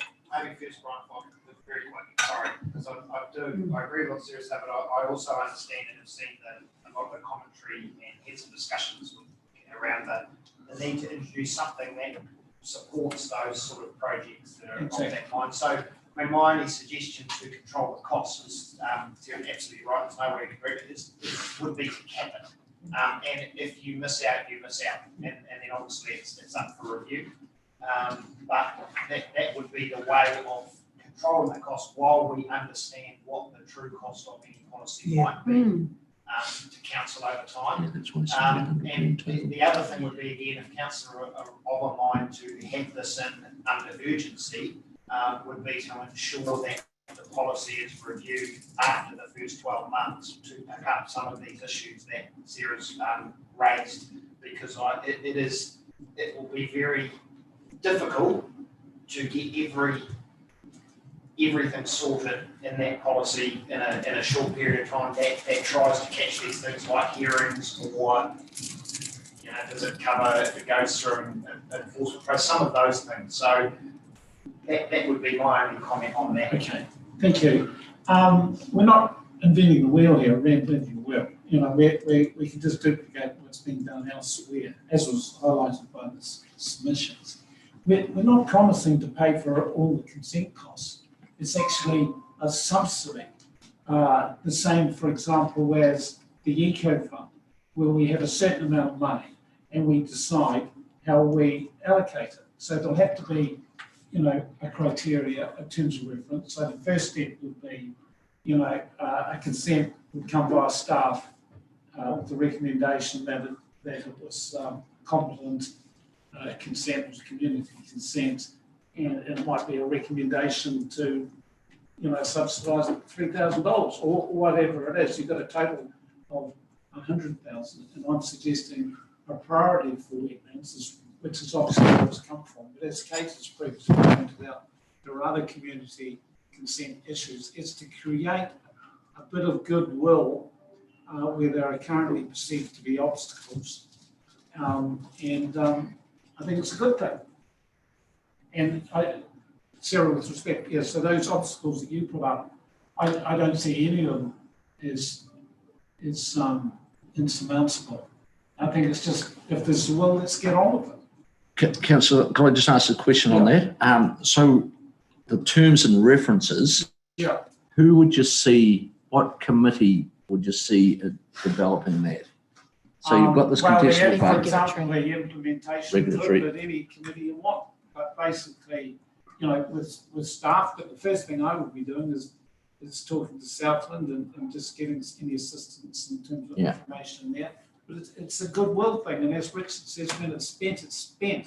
There's no promise for any, you know, bottomless obligation. It's just to open the door rather than to close it. So am I, can I just, I've just got a wee motion here. You put one through? Right, so, I'm sorry. He has sent another one through, kind of tweaking it. Yeah. Let me just share this with y'all. It saved me even thinking about one then, didn't it? So there's a few things that I've just been over. So this is the one that we're talking about now, A. Oh, yeah. Establish a community consensus. Southern Council established a wetland priority. That's 100K. So C is one that I. This one, yeah. The reason that, Brian, I understand what you're asking, but what you're asking is staff to develop a policy for council approval, which is very different to council and staff established criteria. Yeah, okay. Well, whatever. But what actually typically happens when we go, what can happen is we go into this time loop, you know, that takes 12, 14, We've got the it next there. annual plan. It's got to be, if we're going to do this and it's that urgent, then I'll have to have it ready for you to adopt the plan. Yeah, but I'm not sure about necessarily waiving, you know, the implication of waiving resources in costs, because that's the implication is that you've said, look, we're going to waive everything. Assisting with? It's to assist, and it's also to subsidise, to support. Well, Anyway, I'm moving that. I thought you said 100K, it's 50, I think. Well, Kate, I don't know why it's been tweaked, but I put in 100K. A is yours. Yeah. Yeah, so that's A separate motion. I put in 100K because I think it was specifically, look, you know, the Waipahi one, for example, it went up potentially to 20 grand and then it went down and settled at a less number. But, you know, Richard, what would be a typical cost for a wedding? Like it might be 10K or something. We might pay half of it, 5K. So, you know, potentially you could have up to 20 projects if you wanted for 100K. There'd be a lot of goodwill. I mentioned, you know, or not, and after 12 months, they would be reviewed and refined. And then put the Are you 50, supporting C but with a change to 100? you make that 100. No, No, B. Next one. Yeah. No, it's the same one. It's yours enhanced by That's better wording. I think they're completely different because one's talking waiver and one's talking subsidy. Yeah. So Brian's talking subsidy. Assisting with. So if you look at B now, Yes. council requests a report from staff on a policy for assisting with resource consents costs for environmental enhancement projects in time for the LTP adoption, and that the budget of $100,000 be included for the 2021-22 year. So that report will come to us before the 21st of June. I might have my date wrong there. That report will come to us and if we're happy with that, we'll adopt that then. Yeah, well, that could be, that timeline could be too onerous. So what I'm trying to do is set up something that we all agree is a good idea, but Just from accept Richard. that it might take a little bit of time it might take about a month or two, as opposed to. It still has to be in the LTP. Yeah, so there it is. Yeah. Wow. Yeah. Got to have the funding mechanism. Sorry. Certainly. We're discussing rats and mice at the moment. Now, there's nothing wrong with rats and mice, but they exist. And if we go through all our individual and favourite rats and mice, we'll probably be here next week. This is from us. Wait, no, that's fine, but I've got rats and mice as well, and I'm pretty sure that we all have. No, wait. Isn't a better option, which we would do in TRs, which is to create a contingency fund, and then you simply build the contingency fund into your LTP, and then you can go through your rats and mice over the next 12 months at your leisure. Because the answer, because you're rushing stuff at the moment, and there's nothing wrong with rushing. Don't get me wrong. You told us before we needed to get on with it. Yes, but that was after consultation. There's been no consultation on any of these issues, Brian. So the reality is that you can do all these things, come to a considered judgment, make your policy decision. It will be informed. It will have a budget, blah, blah, blah. Wouldn't it be better to have a contingency fund in the LTP, and then you can use all these rats and mice? Otherwise, we're going to rush all this. We're going to do it really, really quickly. We're not going to consult with anybody, and we're just going to put bang into the LTP anyhow. It's on the basis of submissions. Yes. It's on the basis of submissions. Yeah, I know, but I'm still arguing, put it all in contingency fund. You don't have enough information to be able to make a considered decision now. You're rushing the staff. They're already stuffed with work at the moment. They've got to try and put everything that we've already put in here. I'm not saying that none of these can happen. I'm just saying, look at how much money's involved. 100, 200, gosh, I'm looking at that. It's about $250,000. It's rats and mice. We could set a cap of something like whatever it is, 1,500,000. Yeah. I mean, I don't know. There's one idea. We are never going to get to the end of today. You're right. But I mean, Well, you don't, you're assuming that. I've only heard of 1, 2, 3, 4 possible requests that are varying to. One on your email. I can't read my emails and do this at the same time. So yeah, that's right. Which are all up there now. Okay, well, I've got two. I've got No, there's one about There's one about bustling as Oh, well. Anyway, I put that. Is there a signature? Are you going with B? Is that the one you're going with B? I'm going, I established A. Are you happy? What's wrong with A? Because I've asked staff and they would prefer to have a report to us and as version B with 50,000 is what that staff, when I asked them, were happy with. Okay, well. Second B. Okay, well, let's do B then. If B did have 50,000. Can we get a sense of these agreement? Are we comfortable with that? So we're getting rid of A. Yeah. Are we comfortable with that? Yeah. Can I just ask one question of Director Saunders first? Are you comfortable with that time frame? Yes. Thank you. Mr. Chairman, can we go back to the Michael Law's suggestion? Yes. While it sounds, I like it. forgive me, simplistic, it might be a good way to go ahead. I'm thinking of yellow-eyed penguins and cozy homes. Yellow, Live well covered. And we don't want to spend hours debating them all. And we have consulted on them. We do have enough homework done on them. We could make decisions if there was a fund from which we can draw.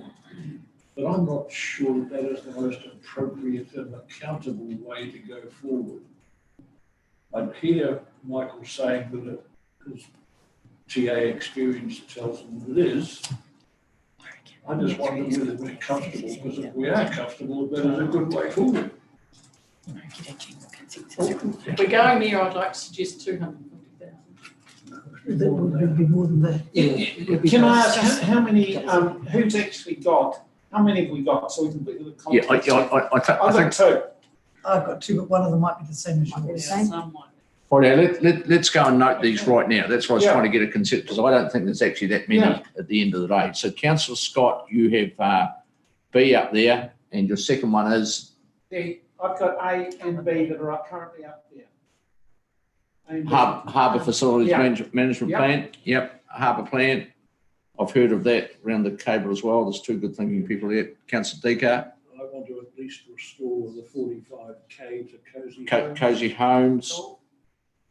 Was Balance Home Environment Awards in there or not? We took, the sponsorship money is out, so if you want to sponsor them, you have to put it back in.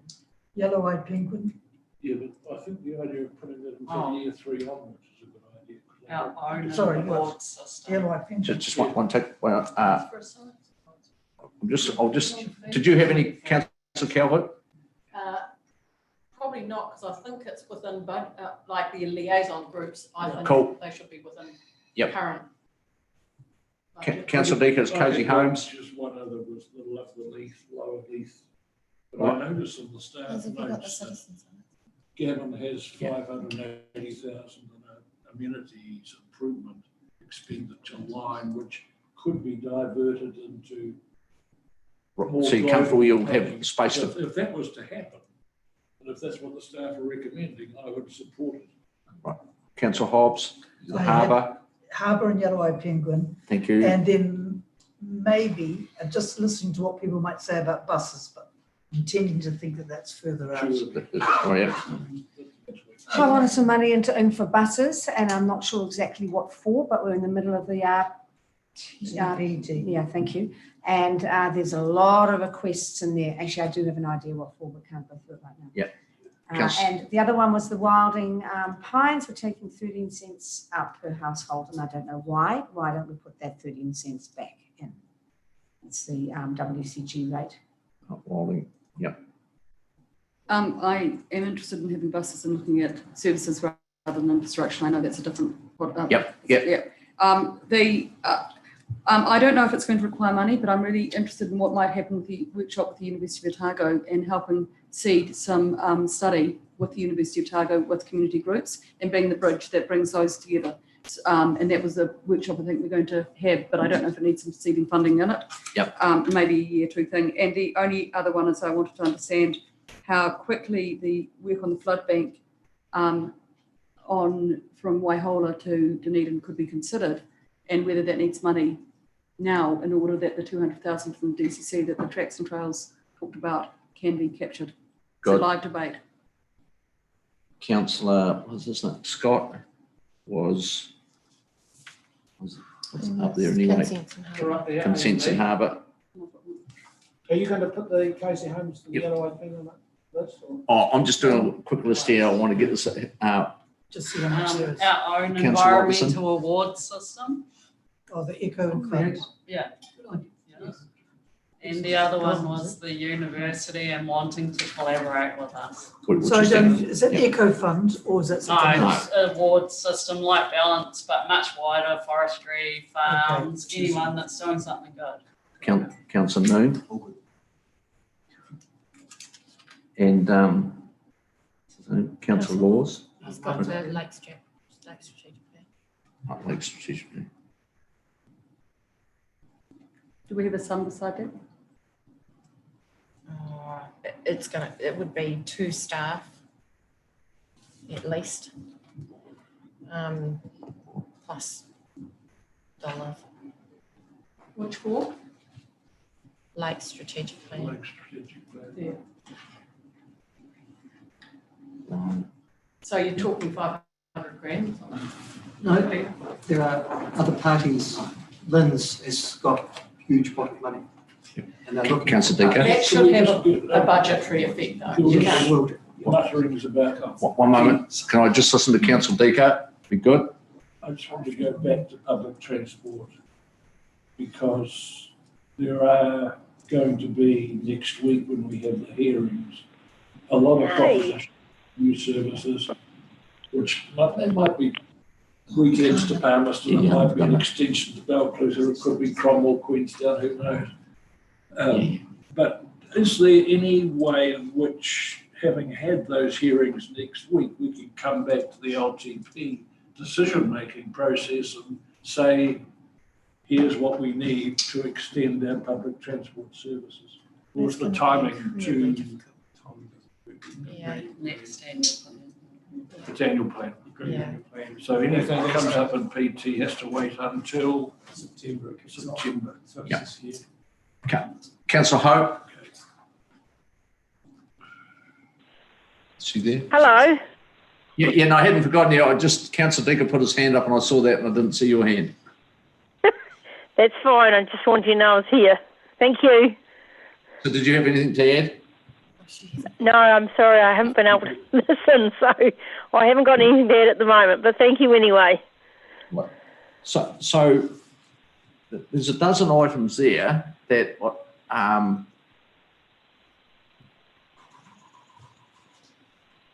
Just work our way through. yeah, I just think we work our way through them over the next half hour and see where we get to them. And I don't think we're a mile away. So consents, which is the first motion. All those in favour? Aye. Aye. So, we're moving these in second. Oh, yes, we did. Scott and Wilson. No, I 50,000, I think 50,000 is too much, sorry. Oh, Sorry, that is a substantial rates rise at 100,000. So I'm 50,000, I'm happy to second that. I'll second it as it is. First year councillor Scott, put it at 50? Yeah, well, let's do it. Yep. Maybe Put it 50. Just do. Yep. Which we haven't got yet, but it's a really good start. And, yeah. Perfect. Scott Wilson, all those in favour? Aye. Well done. Where is the harbour one? Next one. Or that's- Establish your harbour facilities. Just Can remembering. I talk? Yes. Sorry. I was going to let you sort of hear Just from you. remembering that, I think it was in Oamaru, Councillor Scott had a resolution passed or an action passed that talked about us doing a piece of work to scope a harbour plan, and Gwyneth has that underway. It's scheduled to come back to us, I think it's either June or July. You'll be able to see it in your forward agenda that we share with you. So really from there, you know, if you want to get some real traction on it, you know, we kind of will have done the scoping piece. But will we need more money? Yes, we will. And how do we get that money if we don't do it now? Oh, it's not for that. What I'm saying is, I don't know that we kind of, I mean, really, we will have scoped it. So the next thing to do is to do it. Yeah. Not sure 50K is gonna cut it. No, but it might get us started. No, but she's saying put more in. Okay, put how much? Well, Why don't we do If nothing you're till gonna next do it, year? we'll do nothing In till the next annual year. plan, when we know what. Because that's what we always do. All the No, time. because until we know what it looks like. Can we It's listen? really important that we're consistent about when we want to do timing, because my concern is we've already got staff that I took off other staff to work on the harbour plan scoping. Yeah. So then if we delay it, time goes by and then you've got to come and revisit it. rescope, It's just really inefficient. But 50K with 200K for year one and probably a bit for year two as well. I think it's probably a 2 year. Maybe it's fair to consider. Can I just maybe a little bit of input? So I have been having discussions with people at DCC and stuff around the history of this. Another word I guess of warning I'd put in is it feels like this has been very much a stop-start process in the past. And as Sarah's indicating, 50K doesn't get you much these days. So happy to build this in terms of, because this is a little bit more specific than the resolution in terms of talking about facilities and management plans than the resolution on Oamaru. So definitely happy to build that into the scope for what I'm pulling together. And I was going to give you, I guess, a range of options to look at in terms of budgets and scope. And those kind of, we're looking at starting at sort of more like 100K and going right up into quite considerable plans, but that's would involve a lot of parties and a lot of time and a lot of kind of interdependencies with a lot of DCC's work around their recreational reserves and things like that around the harbour. So How about we have 100 grand and do a slow burn for a start, so we start progressing it. yeah, I think 100 grand would at least get you some sort of visioning exercise around the harbour that could at least support some of the other work that is happening through DCC and recreational plans, and you could build from there. I think you just want to think about, I mean, I'm concerned that we would just fund year one of a planning exercise. I think it's really important to think about what is it that we need to do to fund a harbour plan from beginning to end. So I don't think it's just as simple as putting in 100 grand for year one. I think it's actually, you know, so much for year one, so much for year two, possibly some implementation money as well. So, you know, it needs a bit of thinking about, is my only thing. So I'm not saying don't fund it. I'm saying if you're going to fund it, then you need to properly fund it, not. I guess, Sarah, I think, yeah, if we had 100 grand in the first year to at least get the right people on board and a bit of a visioning exercise happening, we would hopefully, with his scoping paper that I'll bring back to you, have a sense of what we've put into future annual plans in terms of building on that piece. But you might want to have in your resolution a commitment to look at through after you've scoped it what you would need in future annual plans. I guess I'm not. I understand what Gwen is saying, but I guess from my point of view, you don't want to put resources into something and then know that you haven't got funding in the next year, and then if you guys have to make some hard calls, it doesn't get funded, and then I've got half a plan kind of flapping in the breeze. Can I just cut through this? We go 100,000 the first year, we put 250 into 2 preceding years. Can I suggest? And So we need to consult. The next year. Whatever, you know what I mean. Succeeding. I was going to move that we do our contribution of 50,000. There are other partners here who I'm sure can put money in, including DCC and Port Otago. And then, so 50,000. Well, and the next one is that we consult in the 22-23 annual plan, because then we'll have something to consult on. At the moment, we've got nothing, and I think at 250,000 plus 250,000, you're actually getting into an area where you should be especially consulting. So I appreciate you need to have to do some work. We've had to do that work for Lake Hayes, and you have to do that work for a whole lot of other things. But let's do the 50,000 as our contribution, expecting more money from Port Otago and or DCC for this financial year, in a position to consult for next year. Is how I prefer to change that motion. I think I agree with Kate, but I'll go for a compromise. It's 7 times today. No, I'll still make it 100, back to where it was. You know, What, so put it in the annual plan the year after that? yeah, but at least 100, you're getting the visioning and the consultants to get to that point, and that's our contribution at that point. We've got a second up. Councillor Hobbs. I'd like to debate this one. Yeah.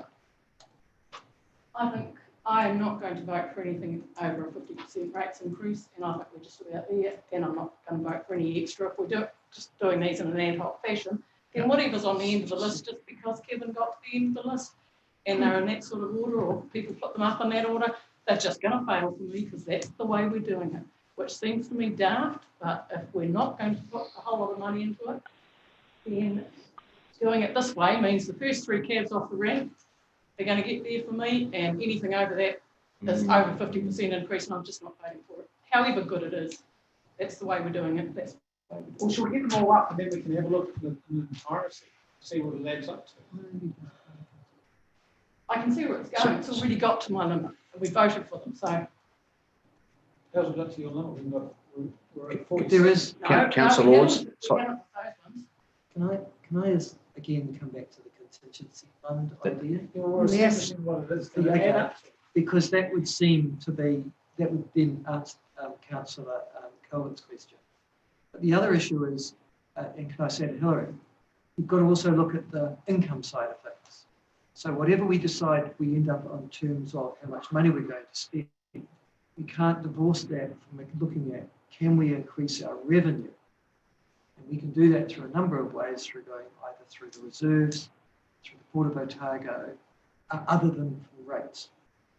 we can, but there's no way of choosing to vote for ensuring whatever we do, we have no more than 50% rates increase. There's no way of doing that. But that's an arbitrary level that you've set, to be fair. Yeah, I'm saying that we've had people coming and submitting to us, please, this rates increase is horrendous. Don't do this to us. And what are we doing? Oh, we'll throw 250,000 of this, 200 grand, and then it needs 250,000 each year for 3 years. Really? Well, it's not up in the motion, so I don't know what you're voting. Well, I'm saying that doing it this way has the effect of, once you get to the point, which is about 50,000, which if you say that adding $1 million has got you to 51.2, then we've already got there. So any further ones is going to take us over that 50. I 100% agree with your logic, but what I'm trying to achieve here is have a quantum beside each of those. So that's the feeling that that's the amount we need to put in a budget if we take them further. Then I want the councillors to sit back and reflect on what that will do to their total budget. And if that's within their scope of tolerance, they would then proceed on them. If it's not, You're saying that at the end. We Well, I go think forward so, and say, yeah, It's a yeah. good idea, this is a good idea, this is a good idea. Yeah. Then at the end, we go back and That's right. And I think we have to do that, because what we're going is we're going from our 47.5%. We went up to 51. We made a correction because there was a fundamental error at the front, and we're back to 47 and a wee bit. So are these pro forma resolutions? We So already they made have already 2 of these voted. resolutions. look, remember, none of these, even if we say go today, have necessarily get stamped on the 21st of June. Have I got my date right? 23rd. Well, they certainly won't get stamped on the 21st, but when we meant to stamp on the 23rd, they do not necessarily get stamped. What we're trying to get an understanding is what effect these specific requests from submissions will affect our budget. Two things. Certainly. Just Sarah. 2 things to maybe help. One is, remember the priorities you gave us for the Yep. LTP? Biodiversity, water water first, biodiversity second. buses, Transport. And air. So you could run that test over these, and then also run your strategic directions test. Because you've got strategic directions as well that you don't get at the LTP. Can I ask a question? If we didn't go ahead with harbour, would we be able to go ahead next year, next financial year, which is 22-23? You see what I'm saying? Because if if you're saying there are things that are outside our priorities, what I'm really feeling about just in the last 6 months, and I live by the harbour, is that people constantly come at me and say, there is no harbour plan. And city councillors come to me and say, there is no harbour plan and you people are derelict in your duty. And I kind of want to indicate to people, yes, we're starting, but then I'm really nervous about starting and then stopping, and that's what's made me nervous about what you said. So I'm not giving a suggestion, but do you see what I mean? You can put money in later, and this isn't a year 1 conversation. This is an LTP conversation. So you can put money in anywhere, and it will still be in for 10. Still be relevant. Yeah. Because what we do in the first instance, every year we look at what's in the LTP and review whether that's what we need. So, you can still do that.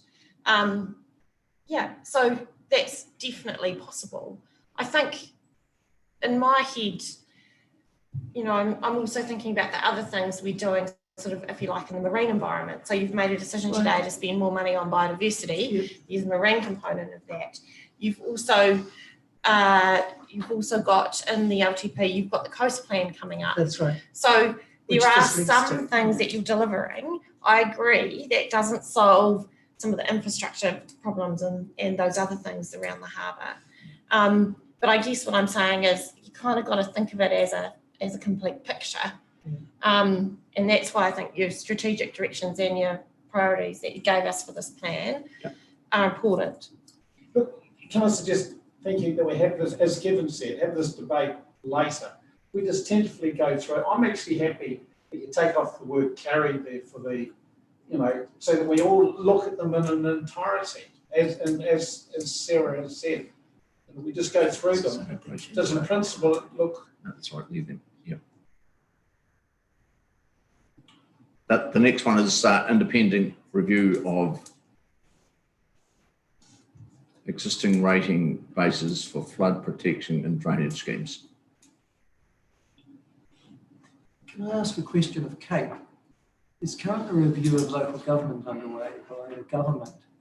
I would imagine that they'll be one of their first priorities will be to review the rating system under which local government relies. I'm wondering if that will come up as a discussion document. I think it's meant to be published in 3 months' time, the initial one, and then there'll be another one, and this consultations begin. Is this going there? I have no control over that. I do have control of how we're rating the farmers, and if it has to look at that, that's fine. But we need to review this now. We're losing a lot of trust with a lot of people with what they perceive as a very, very unfair system. Is it only the tiring? No, it's not just the tidy. Yes, it's got a budgetary implication. Of course, it is that you're paying the independent reviewer. Of what amount? Well, that's probably into the discussion. It's not long since we had a significant review of the Tyree flood scheme rating. Gavin might still remember. Unfortunately, it wasn't independent, it was limited. How much that cost? Yeah, but it was. There's been two. There's one done back in like 2011, 12, which I believe was internal. Dr. Wyman can probably comment more about that. And then we did the economic benefit review in sort of 16, 17, which just looked at whether there was what portion of general rate public benefit should be. But this is not an insignificant piece of work. It's a big piece of work, and you know, if you're going independent, it will be expensive. The other thing is that the bit that concerns me is saying there that the terms of reference are going to be written by are going to have input from. I think it's got all the stuff that got emailed. Council staff, stakeholders. Yeah. I would have thought that council was the one who, you know, staff and council are the ones who set terms of reference. You know, you get into starting to cherry pick who you're going to listen to about setting terms of reference, and saying that my view on what I heard, what I read in submissions and in the hearings was, yeah, one or two people mentioned this, but it wasn't a lot, and we hear the same thing from the same people every year. The sort of work you would do ahead of an LTP as well, leading up to that. Dr. Palmer. Yes, we've got 8 schemes, so you need to decide if it's all schemes or some schemes. I haven't priced this, but I think this is at least 200,000. This is multi-hundreds of thousands to do properly. Further to Councillor Law's point, there is of course the 3 quarters reform discussion happening. And in the stormwater space, there are questions being asked around where flood protection and land drainage type definitely know sits. There's no government decisions on where that sits. The second timing issue is we are doing scheme reviews, and that will come up with a forward program of works, and that will alter the benefit distribution interest scheme. So the proper time to do a rating review is once you've got a forward program of work and adaptation, so that your rating review has regard to how the schemes will be in the future, not how they are now.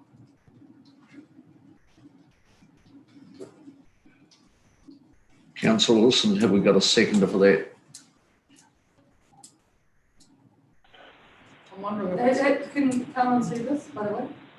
I happily second that. Thank you.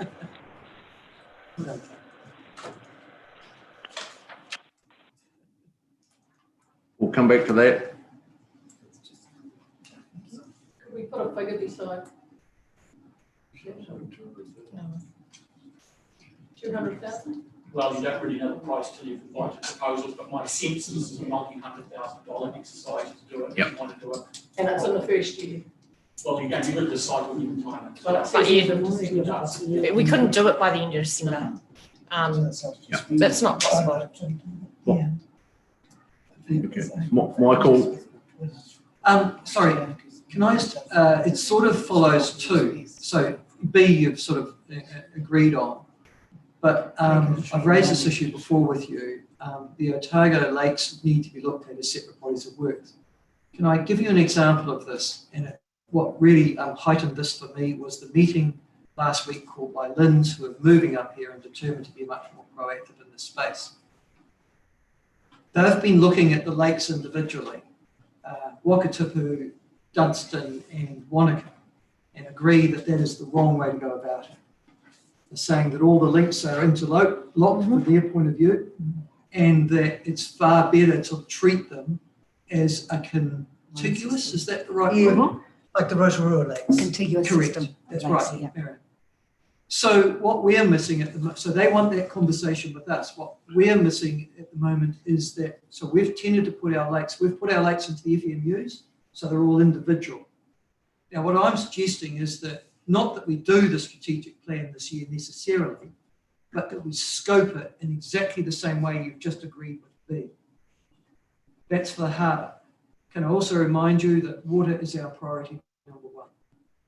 This would then allow us to start the conversations with everybody from the University of Otago to iwi, to catchment groups, and especially to LINZ and DOC, and then create a plan that binds all those parties and that treats the lakes as quite separate and distinct and creates environmental and amenity plans for them all. But that's long term. I just want to get that plan underway in the next 12 months. What will it cost? Sarah says an FTE. If we were going for the whole strategic plan, yes, but I'm thinking if we go the scoping study that you've just agreed to at B for harbour facilities and management plan, then probably 100K. Cool.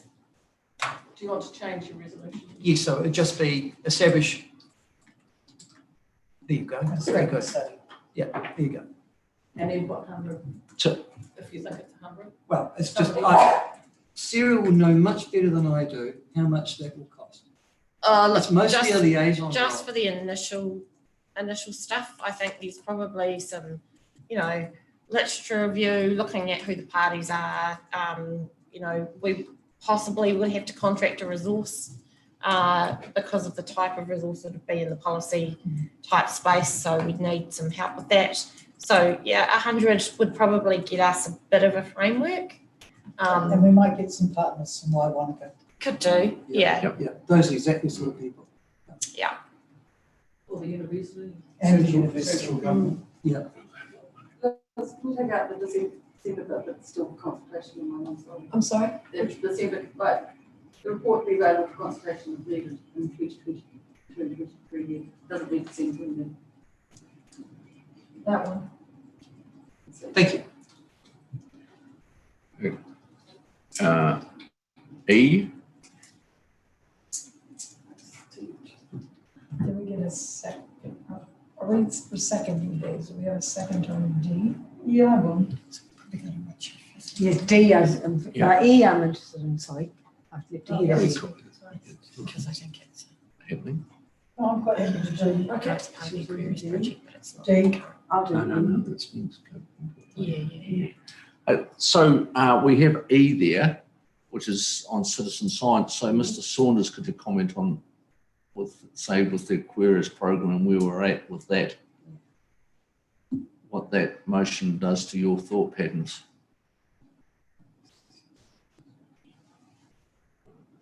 Does this mean So going that's already underway as part of Aquarius. That's related to the email I sent on Monday, where we've focused immediately on replacing what we currently do and getting that right. So getting Aquarius running, closing down Hilltop, doing what we currently do, and then looking at the opportunities that system gives us to promote the sharing of data and also the collection of data. But it's in train, it doesn't need any additional resource, but we need first and foremost to focus on getting the system right and operating properly. So that's where that's at. It was turned on yesterday. Staff are working on it at the moment. But we're very clear, and we have been all the way through, that we are going to do this in stages. But that's very much part of the bigger Aquarius project. So that's fine, it'll just, but it's good to have it in there too. It doesn't need any money. I'm really, really glad to hear that, and that's one part of the council, and I'm thrilled with that. The problem is that there are other parts of council, and the example I'm going to give is being out with these Tari guys the other day with staff, and staff telling them what was coming up with an upgrade. They had no idea what was in the upgrade, but what they actually wanted, if you were going to do a technical upgrade, was to have a CCTV camera there, which would have been a sensible time to put it in, and it may still happen, or that they can actually see the flood scheme. And so what I think here is that we need to have those discussions and really be sure that it's real time, not maybe real time. And during the flood, I had discussions with staff about the lag effect for some of that data coming through, which is critical in a flood event. But with this stuff is just making sure that we're not looking at just providing what the staff need, but looking at what the users might also need. Which is a different lens for that stuff sometimes. It's not being critical, it's just saying, and it may come in over budget sometimes. And I don't want it to be coming over budget that stops some really good investment in a timely way. Yep. And that's just why I've added that in. It's something that comes out of submissions. People wanted real-time data, and they wanted that opportunity to feed in what they'd like out of the system. Thank you. It Doesn't need any dollars. No. Well, hang on a minute. It doesn't, I can't tie that to the conversation we've just had though. It's a different. Okay. So if I was looking back at these resolutions and trying to understand if I delivered, I wouldn't be delivering a CCTV camera. You may have had a conversation with the group about what science and what their needs are, and it's about that, making sure that we're delivering as well as we can for the community. And Sarah doesn't understand what you would like in that resolution. Okay, It's let's make it effective better. resolution. Yeah. It has to be equipment or the data portal. Both.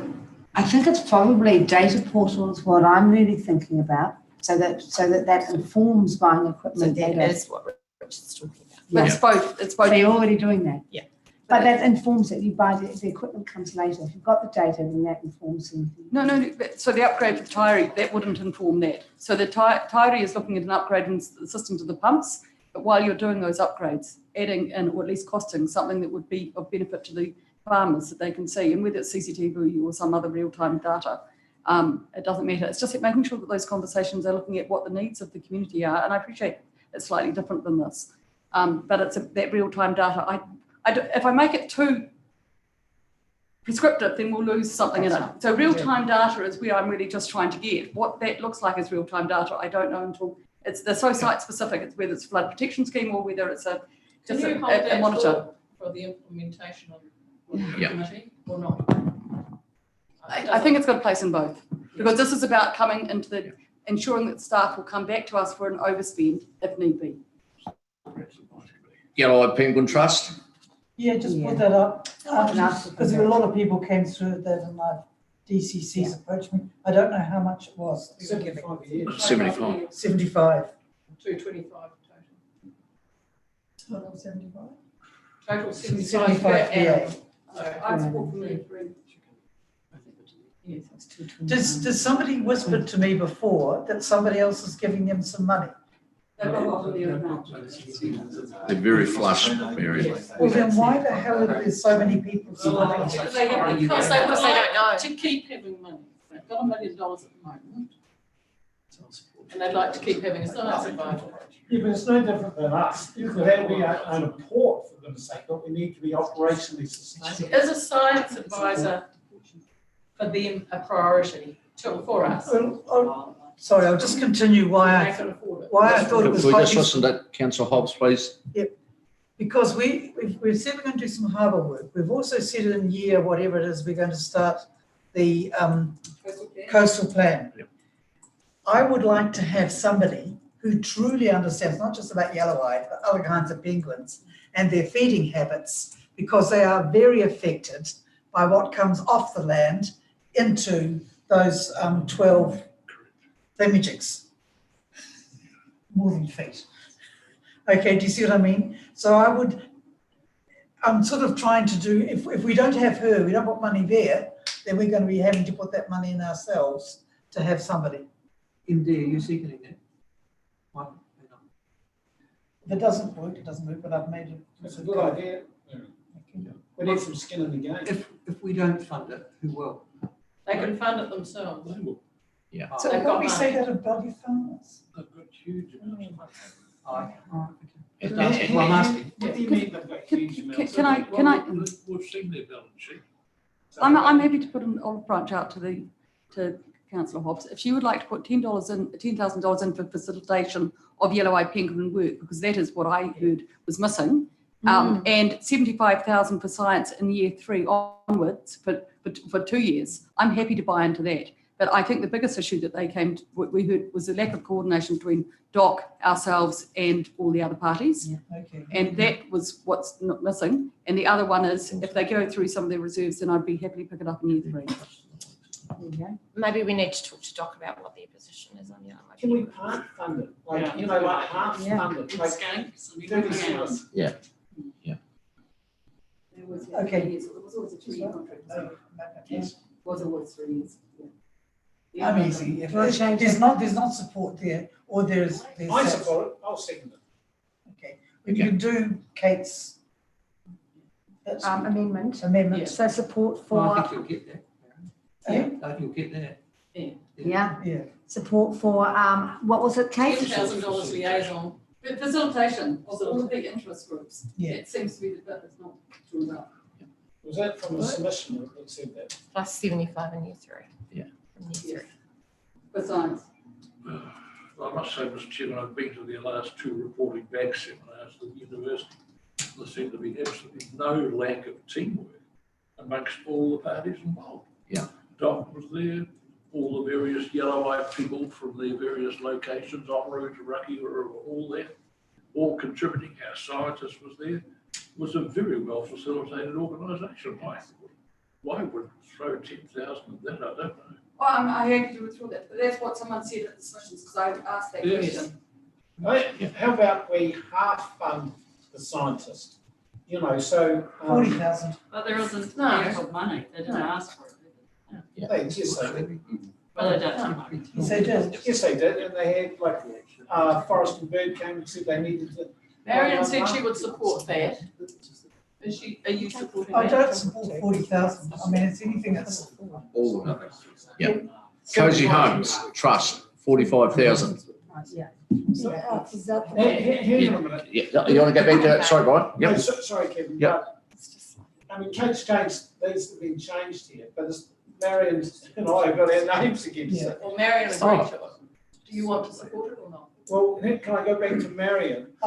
Look, if I thought that putting Kate's thing in was enough to get it over, I was doing politics then. But they don't even need facilitation. Well, if they don't need facilitation, then I'll go to take it all out and take it down to 40,000 a year. 40,000 a year, and Yeah. I'll second that. So Yeah. we're half funding a scientist. And take out the 10,000, all right? And they need to get somebody else. It's at the to do top other. half or the bottom half of the They don't, scientist. they can do it themselves. Thank you. Can I? Yeah, certainly. It may not come out in the wash as we go But- through. It's just something to think about. Yeah. So we're going to half fund a scientist for yellow-eyed penguins. Yeah. Yeah. We could half fund a scientist for us. Yeah.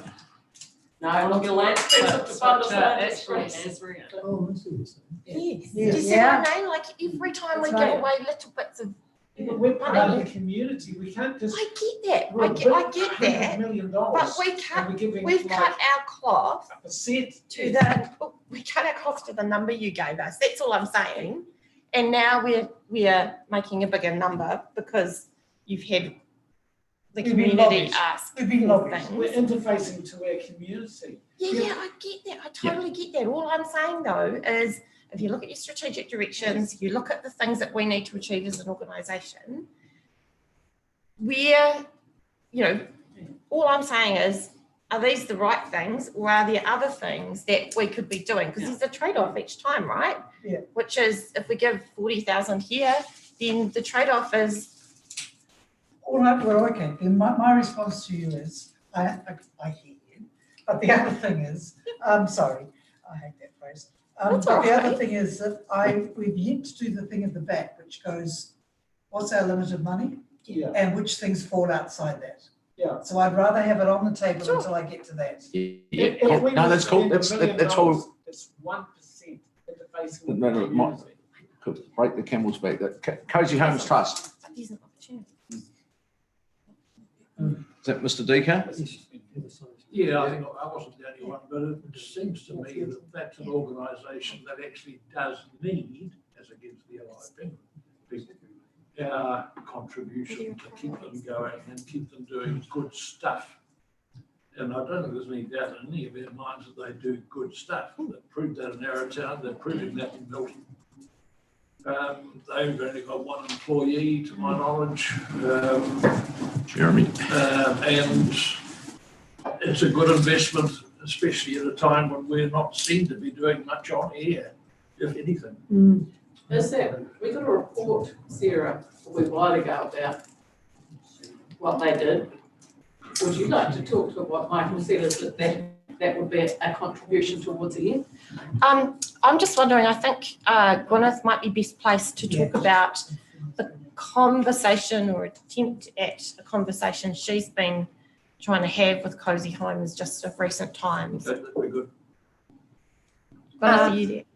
Yes, I'm there. So we have been, I guess, toing and froing for a few months now in terms of a trustee appointment. So ORC is part of the original founding trust, and we have a trustee position on Cozy Homes. So our trustee, it was there, resigned there, and we've been engaging with Aaron Hawkins as the new chair to try and establish what and whom a new trustee might be. Part of the reason it's taking so long is they are undergoing quite a major, I guess, strategic review of their purpose. I'm not sure, so I'm not sure how that really plays out in terms of administrative costs. So this $45,000 that had been funded them was to fund some administrative costs of running the organisation. Councillor Wilson. I'd be happy to second that, and I wasn't happy with them initially. I mean, I wouldn't have been supporting this pre-budget, but the budget has just put another whole lot of money into the warm homes or whatever it is. And if we tag this to working in the airshed or low quality air areas for insulation, I'm really happy, and that because I think that will bring money into the community and a benefit. If it's just for general work, I am less inclined to support it, and so I'm leaving it up to the mover whether he wants to tag it to ensuring that those areas get better insulation. Yeah, right. Cool. That's the motivation I had in supporting it. It wasn't, it's interesting to hear Gwyneth's point of view there. I didn't realise that our money was simply going into admin. That makes me less. So I think it's not to be confused with the fund program that we had around subsidising that Nick might be able to speak to as well. Previously, where the funds have now been fully utilised. So that was funding specifically replacement of wood burmers. I don't believe 45,000 was going to specifically fund or subsidise replacement of wood burners. It was just to support Cozy Homes as an organisation. Councillor Scott. Councillor Vickers up to second, I'll support it because air is important. In fact, completely, it seems to me it's been identified that even if there's admin or whatever, that insulation, instead of walking away completely, get them again. So it's about more than that. You need a second? I'll second. Did you want to respond to case?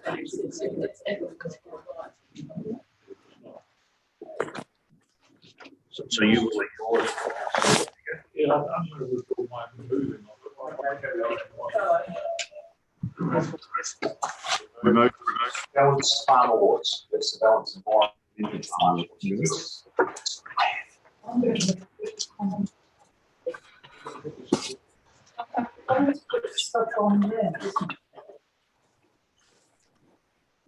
It's a fertiliser company. Yep. Agrochemicals, Yeah. My feeling is that it's time for us to do our own scheme that's broader than just farmers. It's environmental, it could be schools that are doing a really wonderful job. It could be tourists, it could be South London, anyone. Absolutely. But it's another threat in life, but yeah. How much? But I think maybe it's a work on it and you want to scope it up, come back and you might not in that money. Chair Noon. Yeah. It takes a lot of work and I don't think we really I think we should scope it. Got you, Cameron. And could we put a little bit of money, do you think, to that? Yes. Around, just scope it even can't be absorbed with the current staff. So we're looking again at a similar exercise what we talked about on Similar model to Southland though, surely it wouldn't take too long Maybe to 50. figure it out. 50. Carmen, Sorry, Gotcha. yes, are you still talking about the balance awards, or have I missed it? Yes, we are. 300 Sorry, the balance awards has now been changed to a concept that Councillor Robertson has brought to the group, which is the Otago Regional Council Environmental Awards. It costs 300 to get the balance. Oh, sorry. Yeah, and we've just had a motion that we scope how that environmental awards would become a reality. Yeah, okay. I'd be interested in learning more about that scope. Just been to a night for the Balance Awards, and I hear what you're saying about overall and more into the agriculture sector. I think it's great. All I would say is please don't forget them, because they certainly are looking to us as a lead player. So it's just my only comment I'd like to make. Thanks. Thank you, Councillor Wilson. I'm slightly concerned, given the work that this would be required that we do it on our own. I actually think if we're not doing it with TLAs who will be working with us, I hope, to map the biodiversity values throughout Otago and their separate districts at a higher, potentially higher level than us, and get a lot of the stuff. I'd rather we were facilitating doing that collectively. They have people on the ground doing some of the stuff that we will see, stuff that we don't see otherwise. And I don't know that we have to be the only funders of it. Certainly, I know that the councils individually have, some of them have had calls out to doing awards. That could be part of the scope and yeah. Well, it's got ORC, yeah. Oh, working name. If you're after a second, I'll second it. It's absolutely Yep. marvellous idea. Yep. I'll support it too. I've never been comfortable with the idea of us contributing money to allow corporate image polishing. Right. So, strategic plan. Councillor Fulgetta, some on Wildings, other than Yes. the existing Wilding funding that we're. We reduced 13 cents per household from the general rates, and I'm not sure, can you explain that for me? Yeah, this is, it's sort of reasonably complicated, but part of it was around the previous annual plan included some other costs that weren't purely the 200,000 that's been passed through to the two control groups. So the two control groups have every year been getting $100,000 each. They've got the same amount. And last year there was some other additional costs, about by 8 or 9,000. Hence that was why the rate was slightly higher. What we've now got is that all that other work, because it was around some of the admin work, so That's right. carry on.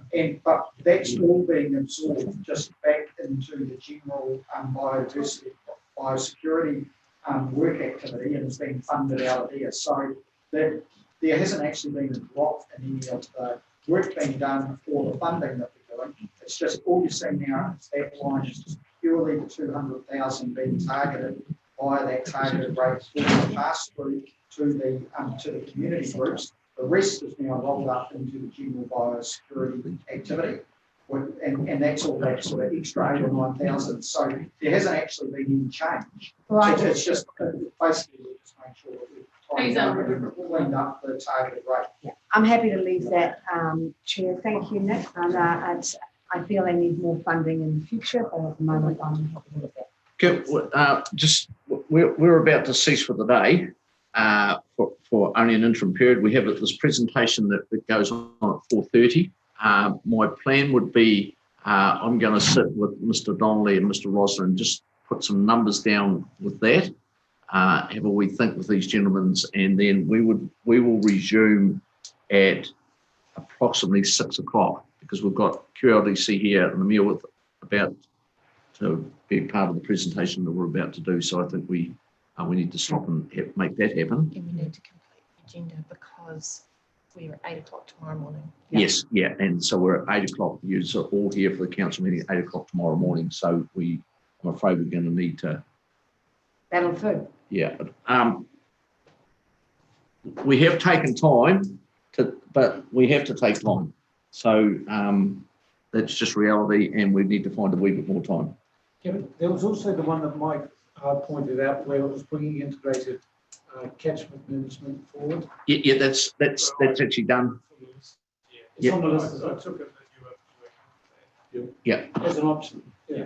So Kevin, my comment would be under B and D, potentially there are co-funding opportunities there. If you look at D, potentially with the university, so maybe, give that some consideration. Yes. Okay.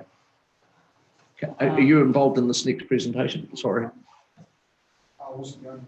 No, am I allowed to put, I know I'd rather stay and listen to John rather than talk to figures, but you do what you've got to do. I do what I've got to do. Yeah. I was Richard, sorry. just, have you finished the list? I think we have. The only it was. University collaboration, which they asked for a bit of Yes, but I thought we did have that up there. If we haven't, we need to certainly we'll put that in. It might in. be $0, but just to note it. Yep. I thought we did with one of I talked to you Councillor about Wilson's it. right up there. I don't think I actually brought it up. I'm sorry. I think it needs to seek funding, but we can do that some Yeah, other way. we'll put university collaboration down there. So that's Yeah. Yeah, oh, yeah. Are we comfortable? Yeah. They could see this one. Cool. Are we close? Yep. All right, get out of here so these people can set up. We're back in here, are we? And then we'll come. Sorry. Do you want to say? Thank you. No. Oh, sorry. So, just go